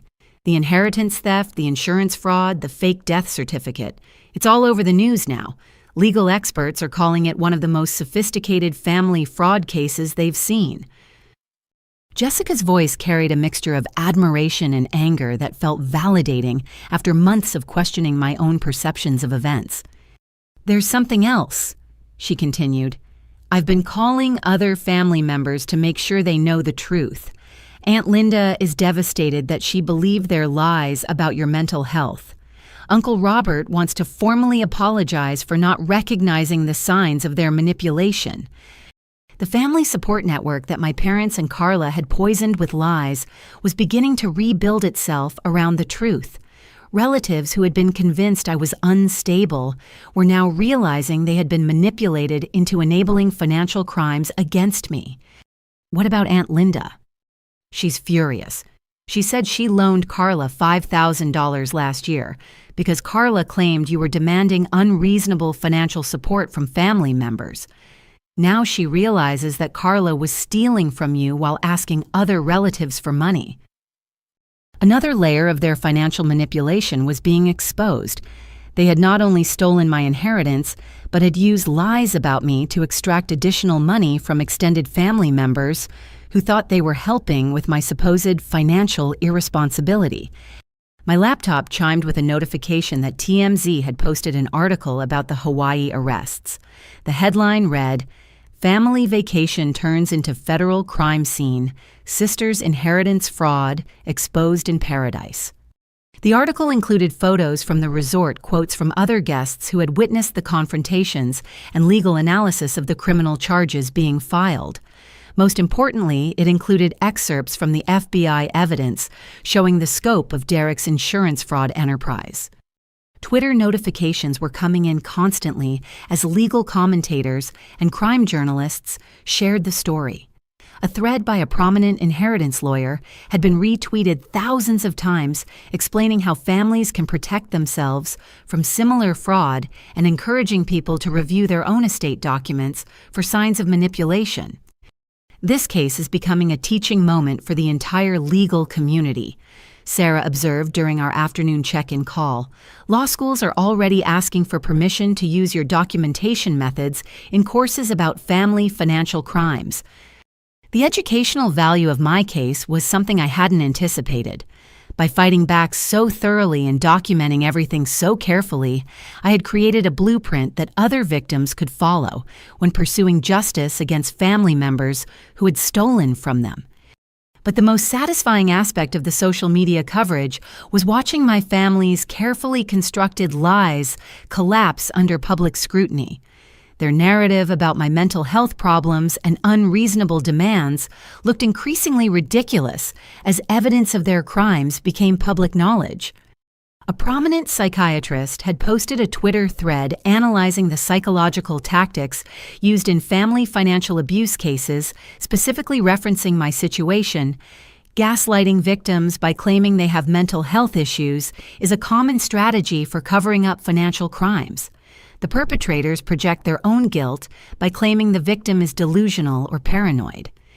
The thread had been shared by thousands of mental health professionals, creating a public discourse about how psychological manipulation is used to enable financial abuse within families. Instagram stories from other resort guests were providing additional documentation of the arrests and my family's behavior during their final days in Hawaii. Videos showed them arguing with hotel staff about payment issues, making frantic phone calls to lawyers and banks, and ultimately being led away in handcuffs while other tourists recorded everything. One particularly viral video showed Carla screaming at federal agents about false accusations while being loaded into a police vehicle. The audio was clear enough to hear her claiming that I was mentally ill and making up lies about inheritance money, even as evidence of her crimes was being read to her during the arrest. The disconnect between her claims and the documented evidence was so obvious that internet commenters were using the video as an example of how criminals rationalize their behavior even when caught red-handed. My phone rang with a call from a producer at a major television news magazine show. They wanted to interview me about family financial abuse and my decision to pursue federal charges against my immediate family. "We think your story could help other victims recognize similar patterns in their own families," the producer explained. The sophisticated nature of the manipulation and the legal resolution could provide valuable guidance for people dealing with inheritance theft. The interview would be broadcast nationally, reaching millions of people who might not otherwise learn about family financial abuse or know that legal recourse is available for inheritance fraud. As evening approached in Hawaii, I sat on my suite balcony, reading messages of support from strangers around the world who had been inspired by my decision to fight back against family crime. The sunset painted the ocean in shades of gold and purple that seemed more beautiful knowing that justice had been served. Tomorrow would bring additional revelations as the FBI investigation expanded and more victims of Derek's insurance fraud came forward. But tonight, I was content knowing that their years of lies and manipulation had been exposed to the world and that other families would be protected from similar crimes because of the attention my case had generated. The surprise I had promised them had become a global conversation about justice, family loyalty, and the courage required to hold loved ones accountable for criminal behavior. The resort owner's private office overlooked the entire property, from the infinity pools where my family had been arrested to the private beaches where federal agents had conducted their investigation. Marcus Yamamoto was a distinguished man in his 70s with the kind of gentle wisdom that comes from decades of hospitality experience and genuine care for his guests. "Your grandmother was a remarkable woman," he said, settling into a leather chair beside floor-to-ceiling windows that showcased the Pacific Ocean. "She brought you here several times when you were a little girl. You probably don't remember those visits." I stared at him in confusion. "I've never been to Hawaii before this week." "Oh, but you have—" Marcus smiled, pulling out a photo album from his desk drawer. "Your grandmother was one of our most valued guests for nearly 20 years. She always said this resort was her sanctuary, the place where she felt most at peace." He opened the album to reveal photos that took my breath away. There was grandmother, at least 15 years younger, standing beside a swimming pool with a little girl who looked exactly like me at age 7 or 8. More photos showed us building sandcastles, sharing ice cream, and watching sunset from the same balcony where I was currently staying. "The presidential suite was her favorite accommodation," Marcus continued. "She always said it would be yours someday when you were old enough to appreciate the beauty and serenity of this place." The memories came flooding back in fragments that had been buried by time and grief. Summer trips that I had been told were visits to distant relatives, airplane flights that seemed magical and exotic, a beautiful woman with silver hair who taught me to snorkel and told me stories about ocean spirits and family traditions. "She made specific arrangements for your future visits," Marcus said, pulling out a legal document from his desk. "This resort was her second home, and she wanted to ensure you would always have a place here." The document was dated 3 months before grandmother's death. It established a trust fund specifically for my use at the resort, prepaid accommodations and activities that would last for decades. The presidential suite spa treatments, dining credits, and access to private areas of the property, all arranged to ensure I could continue the family tradition of finding peace in this Hawaiian paradise. The trust fund was valued at $250,000, Marcus explained. "Your grandmother worked with our legal team to create an arrangement that would be completely separate from her estate, protected from any family disputes or inheritance complications." $250,000, another $250,000 that my family had somehow hidden from me, probably by intercepting legal communications and forging documents to redirect the trust benefits. "Did anyone else in my family know about this arrangement?" "Your sister and brother-in-law visited last year shortly after your grandmother's death. They claimed to represent your interests and attempted to liquidate the trust fund for cash distribution." My stomach clenched. Were they successful? Fortunately, no. The trust documents were very specific about requiring your personal appearance and signature for any changes. When they couldn't provide adequate identification and authorization, our legal team declined their requests. Marcus opened another folder containing correspondence between the resort and my family. Letters from Carla claiming I had assigned power of attorney to her for all trust matters. Emails from Derek demanding immediate cash liquidation of the resort credits. Legal threats about unreasonable trust restrictions that prevented family members from accessing assets on my behalf. "They were very persistent," Marcus noted diplomatically, "and increasingly aggressive when we maintained that only you could make decisions about your grandmother's gift." "What did they tell you about me?" "That you were having emotional difficulties and couldn't handle the stress of travel or trust management. They suggested that liquidating the fund would be in your best interest, providing cash for therapy and medical treatment." Even in death, grandmother had protected me from their manipulation by creating legal structures they couldn't circumvent.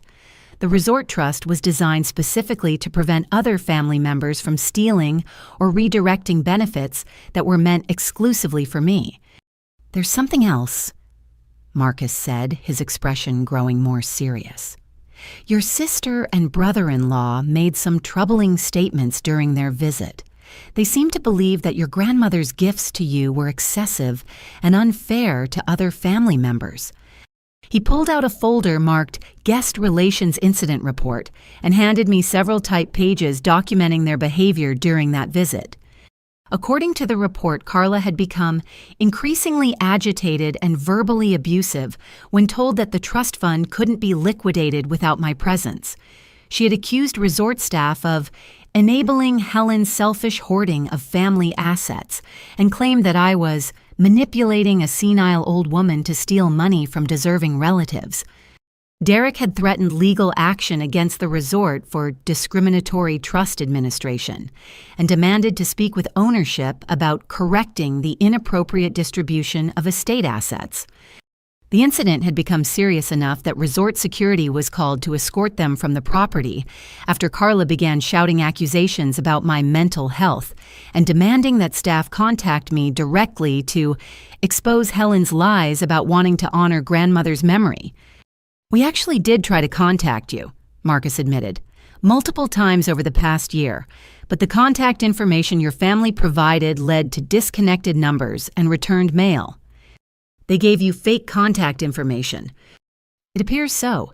Phone numbers that went to voicemail boxes claiming to be your number, but the voice was clearly your sister's.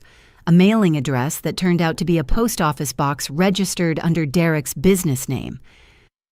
They had intercepted my grandmother's final gift, preventing me from even learning about the resort trust, while attempting to steal those assets just as they had stolen everything else from her estate." Marcus reached for his phone and dialed an internal extension. "Patricia, could you please bring the Grandmother Parker memorial items from the vault?"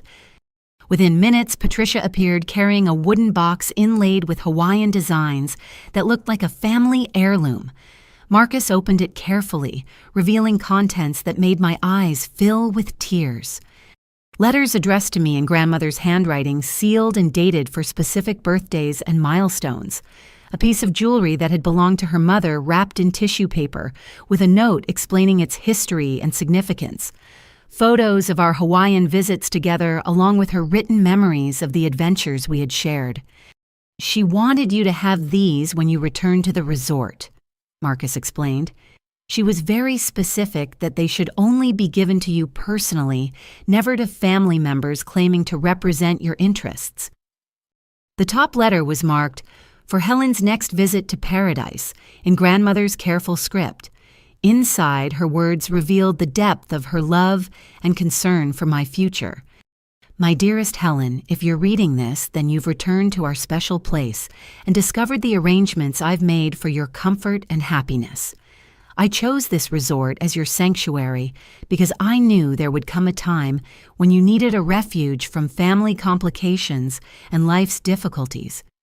I've seen how your sister and parents sometimes overlook your needs and contributions. I've watched them take your generosity for granted and exclude you from decisions that affect your future. That's why I created this trust fund separately from my estate, where it can't be touched or redirected by anyone who doesn't have your best interests at heart. This place was where I found peace during my own family troubles, and I want it to be your retreat whenever the world becomes too heavy to bear alone. The money I've set aside will ensure that you can always return here, always have a beautiful place to think clearly and remember how much you are loved. I suspect that other family members may try to convince you that these arrangements are excessive or unfair. Don't listen to them. You deserve beauty and peace and sanctuary, and I have the right to provide those gifts to the granddaughter who brought me such joy during our adventures together. Love always, Grandmother. The letter was dated 1 week before her death, written by a woman who understood exactly what kind of family dynamics I would face after her passing. She had anticipated their attempts to steal from me and had taken legal steps to protect at least some portion of her love from their greed. Marcus closed the memorial box and handed me an additional document. This is your current trust statement. The account has continued earning interest and dividends over the past year, bringing the total value to approximately $280,000. All for resort expenses. Accommodations, dining activities, spa services, and anything else that enhances your experience here. Your grandmother wanted to ensure that financial concerns would never prevent you from enjoying this place she loved so much. As if the day couldn't become more emotionally overwhelming, Patricia returned with another item, a folder containing booking confirmations for a vacation package that had been purchased but never used. Your grandmother booked this for your family 1 year ago, Marcus explained. A week-long stay for 5 people with premium accommodations and all activities included. She wanted to surprise everyone with a final family vacation that would create lasting memories. The booking confirmations were dated 6 months before grandmother's death, prepaid in full with detailed notes about everyone's preferences and special requests. She had planned a reunion vacation for her entire family, using her own money to bring everyone together in the paradise she loved. What happened to those reservations? No one claimed them. After your grandmother's death, we waited for the family to contact us about the arrangements, but no one ever called to confirm or modify the bookings. My family had ignored or hidden grandmother's final gift of a family vacation, just as they had stolen every other asset she had intended for my benefit. Even her dreams of bringing us together had been discarded in favor of their own manipulative plans and financial theft. The reservations are still valid, Marcus added. Your grandmother's booking included flexible dates, so the vacation package remains available whenever you choose to honor her intentions. I looked around the office that had become a museum of my family's betrayal and my grandmother's love, surrounded by evidence of arrangements made to protect me and gifts meant to bring us together. The contrast between her generous spirit and their calculated cruelty was almost too much to process. The phone rang, interrupting our conversation with news that would add another layer to an already incredible day. Mr. Yamamoto. Patricia said from the doorway, "The FBI agents are requesting another meeting with Ms. Parker. They say they have additional evidence that involves the Resort Trust Fund." Marcus and I exchanged glances. Apparently, my family's attempts to steal from grandmother's resort arrangements had also been documented by federal investigators. The surprise I had promised them was continuing to expand, revealing additional crimes and victims with each new piece of evidence that surfaced. The FBI conference room felt different this time, charged with the electricity of a major case reaching its climax. Agent Martinez had been joined by 3 additional federal agents, a prosecutor from the district attorney's office, and a specialist from the Financial Crimes Enforcement Network, who had flown in from Washington specifically to discuss my family's case. Ms. Parker. The prosecutor began, "Your case has become significantly more complex than a simple inheritance dispute. We're now investigating your family for operating a criminal enterprise that spans multiple jurisdictions and involves numerous victims." Agent Martinez spread out financial documents that looked like a forensic accountant's nightmare. Bank statements, wire transfer records, property deeds, and insurance policies connected by red lines that showed the flow of stolen money through various accounts and investments. "The Resort Trust Fund was just the beginning," she explained. "Derek has been using his insurance industry access to identify wealthy families dealing with death and estate planning, then manipulating their documentation to redirect assets to himself and your sister." The scope of their crimes was staggering. What I had experienced was not an isolated family dispute, but part of a systematic criminal enterprise that had been targeting grieving families for years. "How many victims are we talking about?" 43 families across 6 states. The financial crimes specialist answered. "Total losses estimated at over $2.3 million in redirected inheritances, stolen insurance benefits, and fraudulent estate modifications." $2.3 million. Derek had been operating a criminal empire that made my family's theft look small by comparison, though my case had provided the evidence needed to expose the entire operation. Your decision to fight back triggered an investigation that has already recovered assets for dozens of other families. The prosecutor continued. Several victims have contacted us to express gratitude for your courage in pursuing legal action. Agent Thompson opened his laptop and showed me emails from other victims whose inheritances had been stolen by Derek's document manipulation schemes. Stories similar to mine grieving family members who discovered that inheritance assets had been redirected through forged signatures and fraudulent beneficiary changes. The pattern is identical across all cases, Agent Martinez noted. Derek identifies families dealing with death and estate distribution, uses his professional access to manipulate documentation, then covers the theft by claiming the victims are emotionally unstable or financially irresponsible.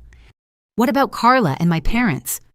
Co-conspirators in the larger enterprise. Carla served as the primary recipient for redirected assets, while your parents provided legitimacy and family connections that made the fraud more believable. The prosecutor pulled out a thick legal document that looked like a novel.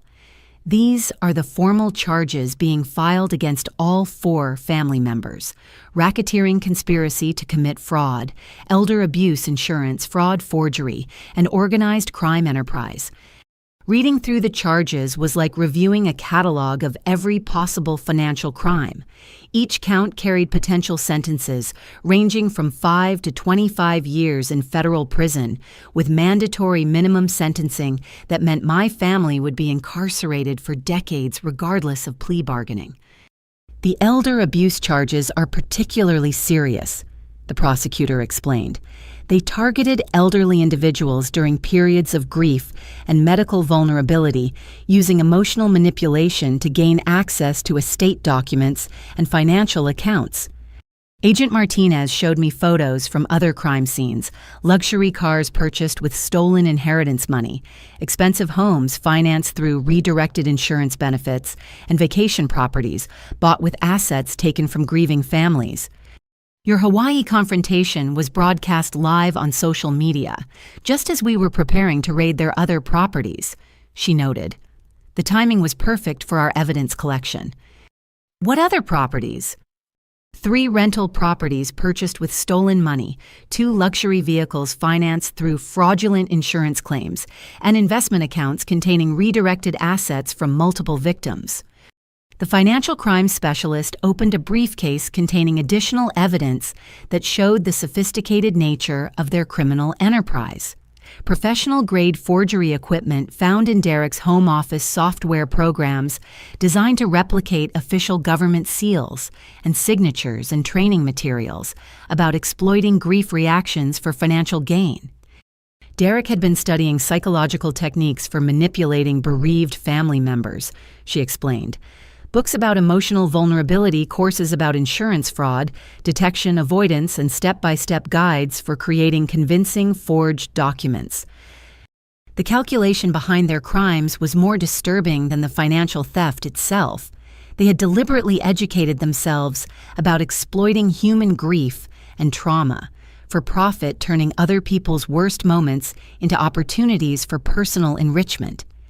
My phone buzzed with a call from Sarah, who was apparently coordinating with federal agents from her Phoenix office. "Helen," she said when I answered on speakerphone, "the asset seizure is more extensive than we originally planned. The FBI is confiscating everything your family purchased with stolen money over the past 3 years." "Everything?" "Carla's house, Derek's business, your parents' retirement accounts, luxury items, vehicles, and investment properties. The total value of seized assets is approaching $800,000. $800,000 worth of property and investments purchased with money stolen from me and other victims. The lifestyle they had been enjoying was built entirely on criminal proceeds, making their comfort and success a direct result of other people's suffering. What happens to those assets? Full restitution to all victims, starting with you, since your case provided the evidence that broke open the entire investigation," the prosecutor answered. "You'll receive complete recovery of your stolen inheritance, plus additional compensation for emotional distress and legal expenses." Agent Thompson pulled up a spreadsheet showing the distribution calculations. Between my original inheritance, the resort trust fund accumulated interest and penalties, and compensation for damages, my total restitution would exceed $400,000. $400,000. Your case involved the longest duration of theft and the most sophisticated emotional manipulation, the financial crimes specialist explained. The psychological abuse and reputation damage warrant additional compensation beyond simple asset recovery. The amount was more money than I had ever imagined having, representing not just recovery of what was stolen, but acknowledgement of the emotional trauma they had inflicted through years of manipulation and lies. "There's one more thing," Agent Martinez said, pulling out a final document that looked different from the others. "Your family's defense attorney has requested a plea conference to discuss potential cooperation with ongoing investigations. They want to make a deal. They're facing mandatory minimum sentences of 15 to 20 years in federal prison. Their attorney is suggesting they might provide information about other criminal associates in exchange for reduced sentencing." The irony was perfect. After years of manipulating and betraying family relationships for financial gain, they were now preparing to betray criminal associates to reduce their own punishment. What kind of information? Names of other insurance agents involved in similar fraud schemes, techniques used to identify vulnerable targets, and financial networks used to launder stolen inheritance money, the prosecutor explained. Your family was apparently part of a larger criminal organization that specializes in exploiting grief for profit. The investigation that started with my Hawaii vacation exclusion had uncovered an entire criminal network that preyed on families dealing with death and inheritance issues. My decision to fight back had exposed crimes that affected hundreds of people across multiple states. "Do you want to hear their plea offer?" Agent Martinez asked. I considered the question carefully. Part of me wanted to know whether they showed any genuine remorse or recognition of the harm they had caused. But another part of me suspected that their plea negotiations would involve the same manipulation and self-serving lies they had used throughout our relationship. Will their cooperation significantly help other victims? Potentially. The information they provide could lead to recovery of assets for families who have been searching for stolen inheritance money for years. Then I want to hear what they have to say. The prosecutor made a phone call to arrange the plea conference, which would allow me to hear directly from my family about their crimes and their willingness to help investigators recover assets for other victims. Tomorrow would bring the final confrontation, this time in a federal courthouse rather than a Hawaiian resort. The surprise I had promised them was reaching its culmination with justice being delivered on a scale that would change dozens of lives and expose a criminal enterprise that had been operating in shadows for years. But first, I would return to my presidential suite overlooking the Pacific Ocean, where I would spend one final evening in the paradise my grandmother had chosen as my sanctuary, knowing that her love and protection had ultimately triumphed over their greed and manipulation. The federal courthouse in Honolulu was a modern building that commanded respect with its clean lines and American flags fluttering in the tropical breeze. I sat in a conference room designed for high-stakes legal negotiations surrounded by federal agents, prosecutors, and victim advocates who had assembled to hear my family's plea allocution and cooperation offer. Through the conference room windows, I could see news vans from major television networks parked outside. My case had become a national story about family financial abuse, inspiring legislation and legal reforms to protect inheritance rights and prevent elder abuse in estate planning.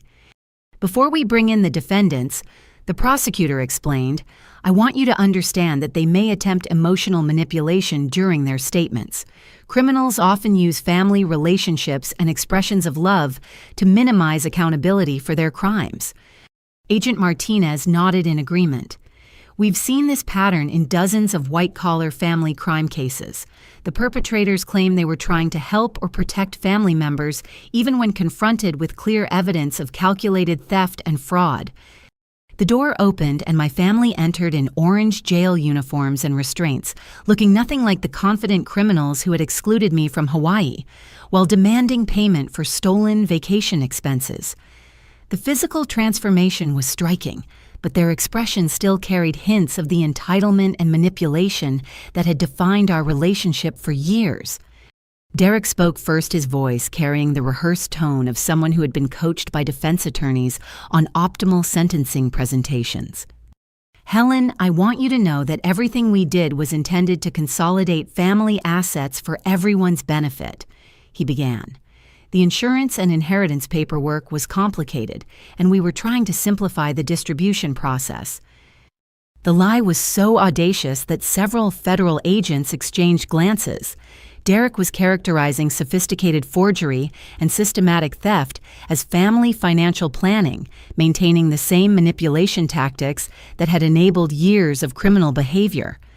"The death certificate paperwork was a mistake in processing," he continued. "I never intended to file fraudulent documentation, and I certainly never meant to cause you emotional harm." Agent Thompson slid a folder across the table containing recordings of Derek's phone conversations, where he explicitly discussed forging my signature and filing false death certificates to steal my insurance benefits. The contrast between his current claims and his documented criminal planning was stark enough to make his defense attorney cringe with embarrassment. Carla spoke next, her voice trembling with what appeared to be genuine emotion, but carried undertones of the same self-serving manipulation she had always used. "Helen, I love you so much, and I never wanted to hurt our family relationship," she said, tears streaming down her face. "The Hawaii vacation was supposed to be a surprise for you, but the planning got complicated, and we made poor decisions about communication." The revision of history was breathtaking. She was now claiming that my exclusion from Hawaii had been intended as a surprise rather than a deliberate betrayal, transforming their months of lies into a misunderstanding about surprise party planning. "The payment requests were supposed to be a joke," Carla continued. "We thought you would find it funny that we were asking you to contribute to a vacation you were going to be surprised with." The prosecutor showed her printouts of her social media posts, celebrating my exclusion text messages, coordinating lies about my mental health, and recorded phone conversations where she discussed billing me for vacation expenses to add financial pressure during emotional trauma. The evidence demolished her claims about surprise planning and joke payment requests. Mom's statement was the most emotionally difficult to hear, combining genuine maternal love with continued attempts to manipulate and minimize their criminal behavior.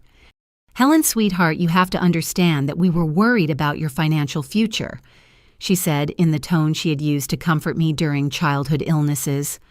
"Grandmother's estate was so complicated, and we thought consolidating everything under Carla's management would protect you from stress and responsibility." "By filing fraudulent death certificates claiming I was dead?" I asked directly. Mom's composure cracked.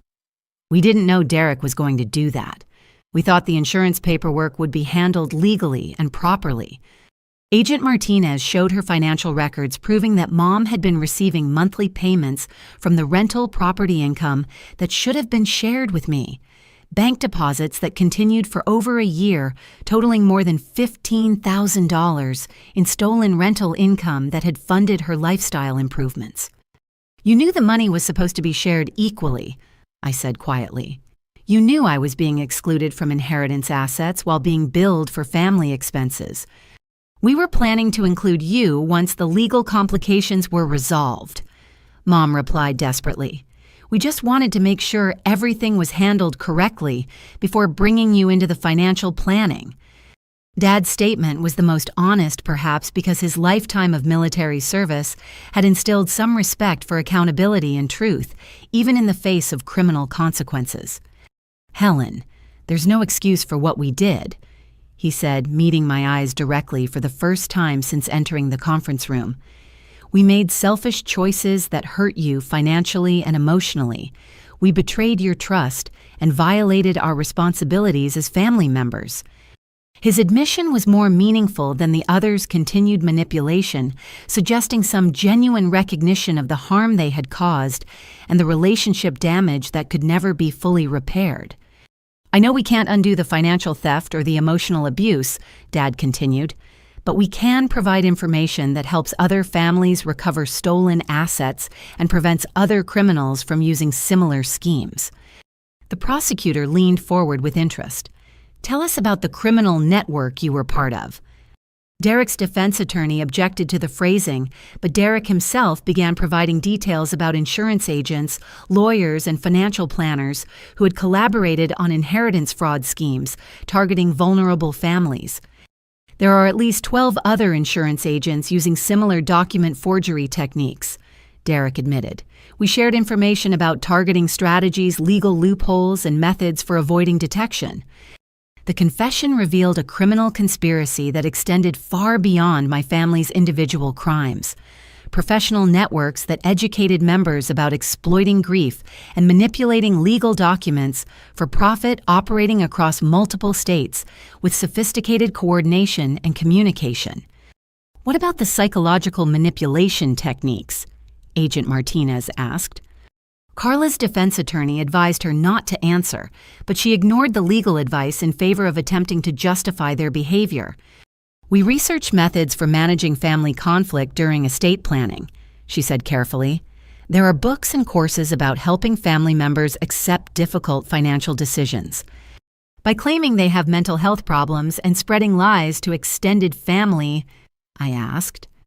"By understanding emotional reactions and providing appropriate support during grief processing," she replied, maintaining the manipulation even while confessing to crimes.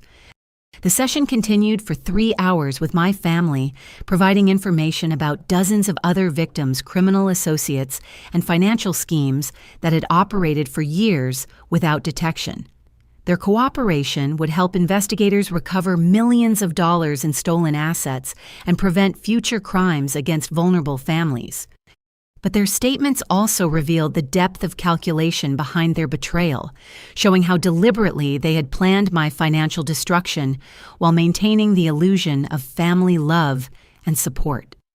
As the plea conference concluded, the prosecutor announced the final sentencing recommendations: 15 years in federal prison, for Derek 12 years, for Carla 8 years for Dad, and 6 years for Mom, with mandatory restitution to all victims and permanent prohibition from working in financial services industries. The sentences reflect the sophisticated nature of the crimes and the number of victims affected, the prosecutor explained, but they also acknowledge the defendant's cooperation in exposing a larger criminal enterprise. My family would spend the next decade or more in federal prison, their comfortable lifestyle replaced by the consequences of their choices to prey on grief and manipulate family relationships for profit. As they were led away in restraints, I felt a complex mixture of satisfaction and sadness.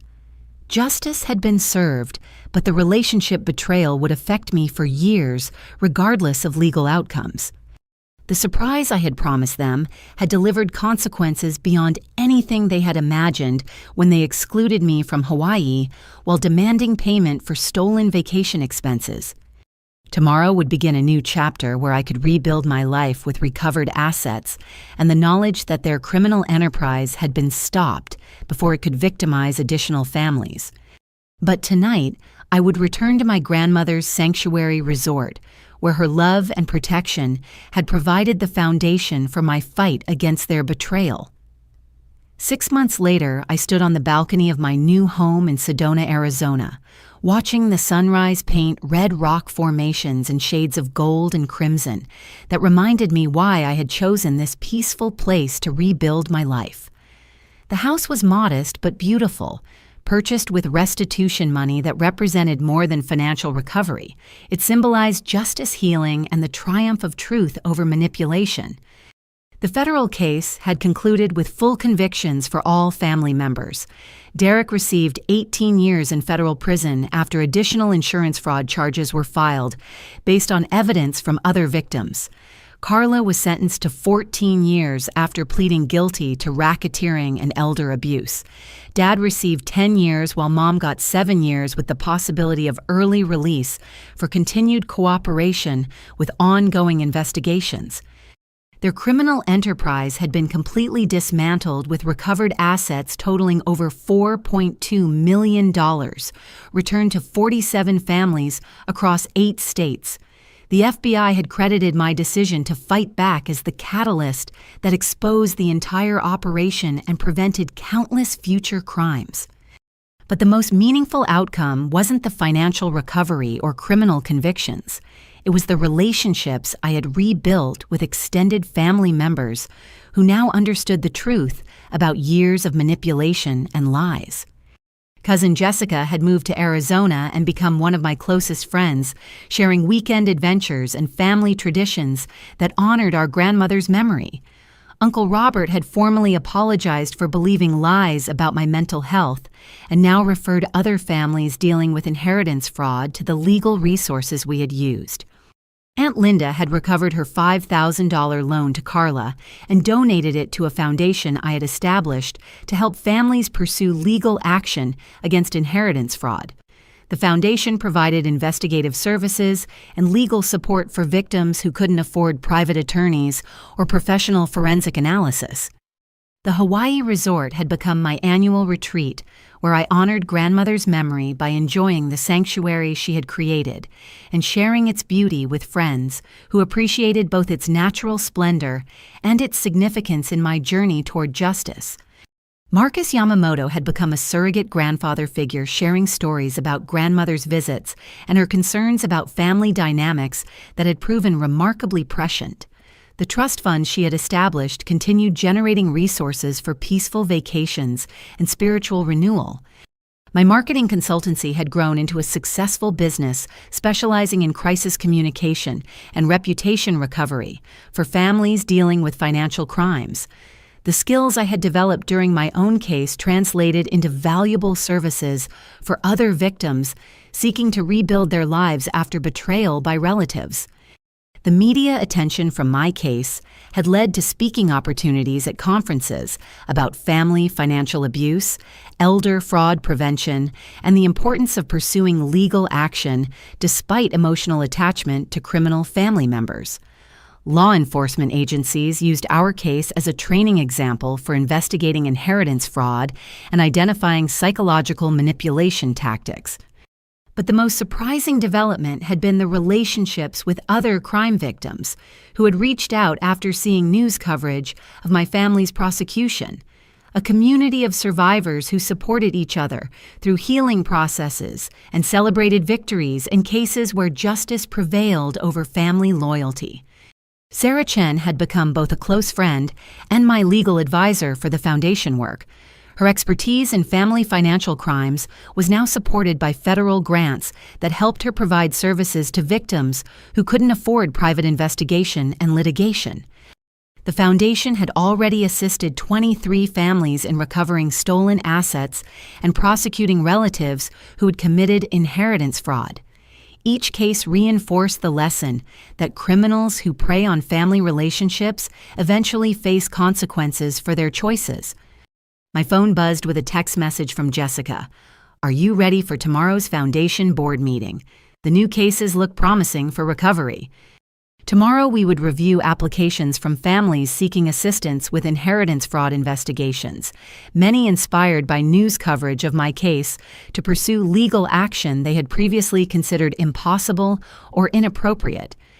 The board included Agent Martinez, who had retired from the FBI to work full-time on family financial crime prevention, a federal prosecutor who specialized in elder abuse cases, and several other crime victims who had successfully recovered assets from relatives who had stolen from them. But the most important board member was a woman named Margaret Chen, whose case had been solved using evidence techniques developed during my family's investigation. Her nephew had stolen over $600,000 from her late husband's estate using document forgery methods similar to Derek's schemes. The foundation gave me hope that justice was possible. Margaret had told our first board meeting, Before reading Helen's story, I thought family loyalty meant accepting financial abuse and staying silent about criminal behavior. Her words captured the central lesson of my experience.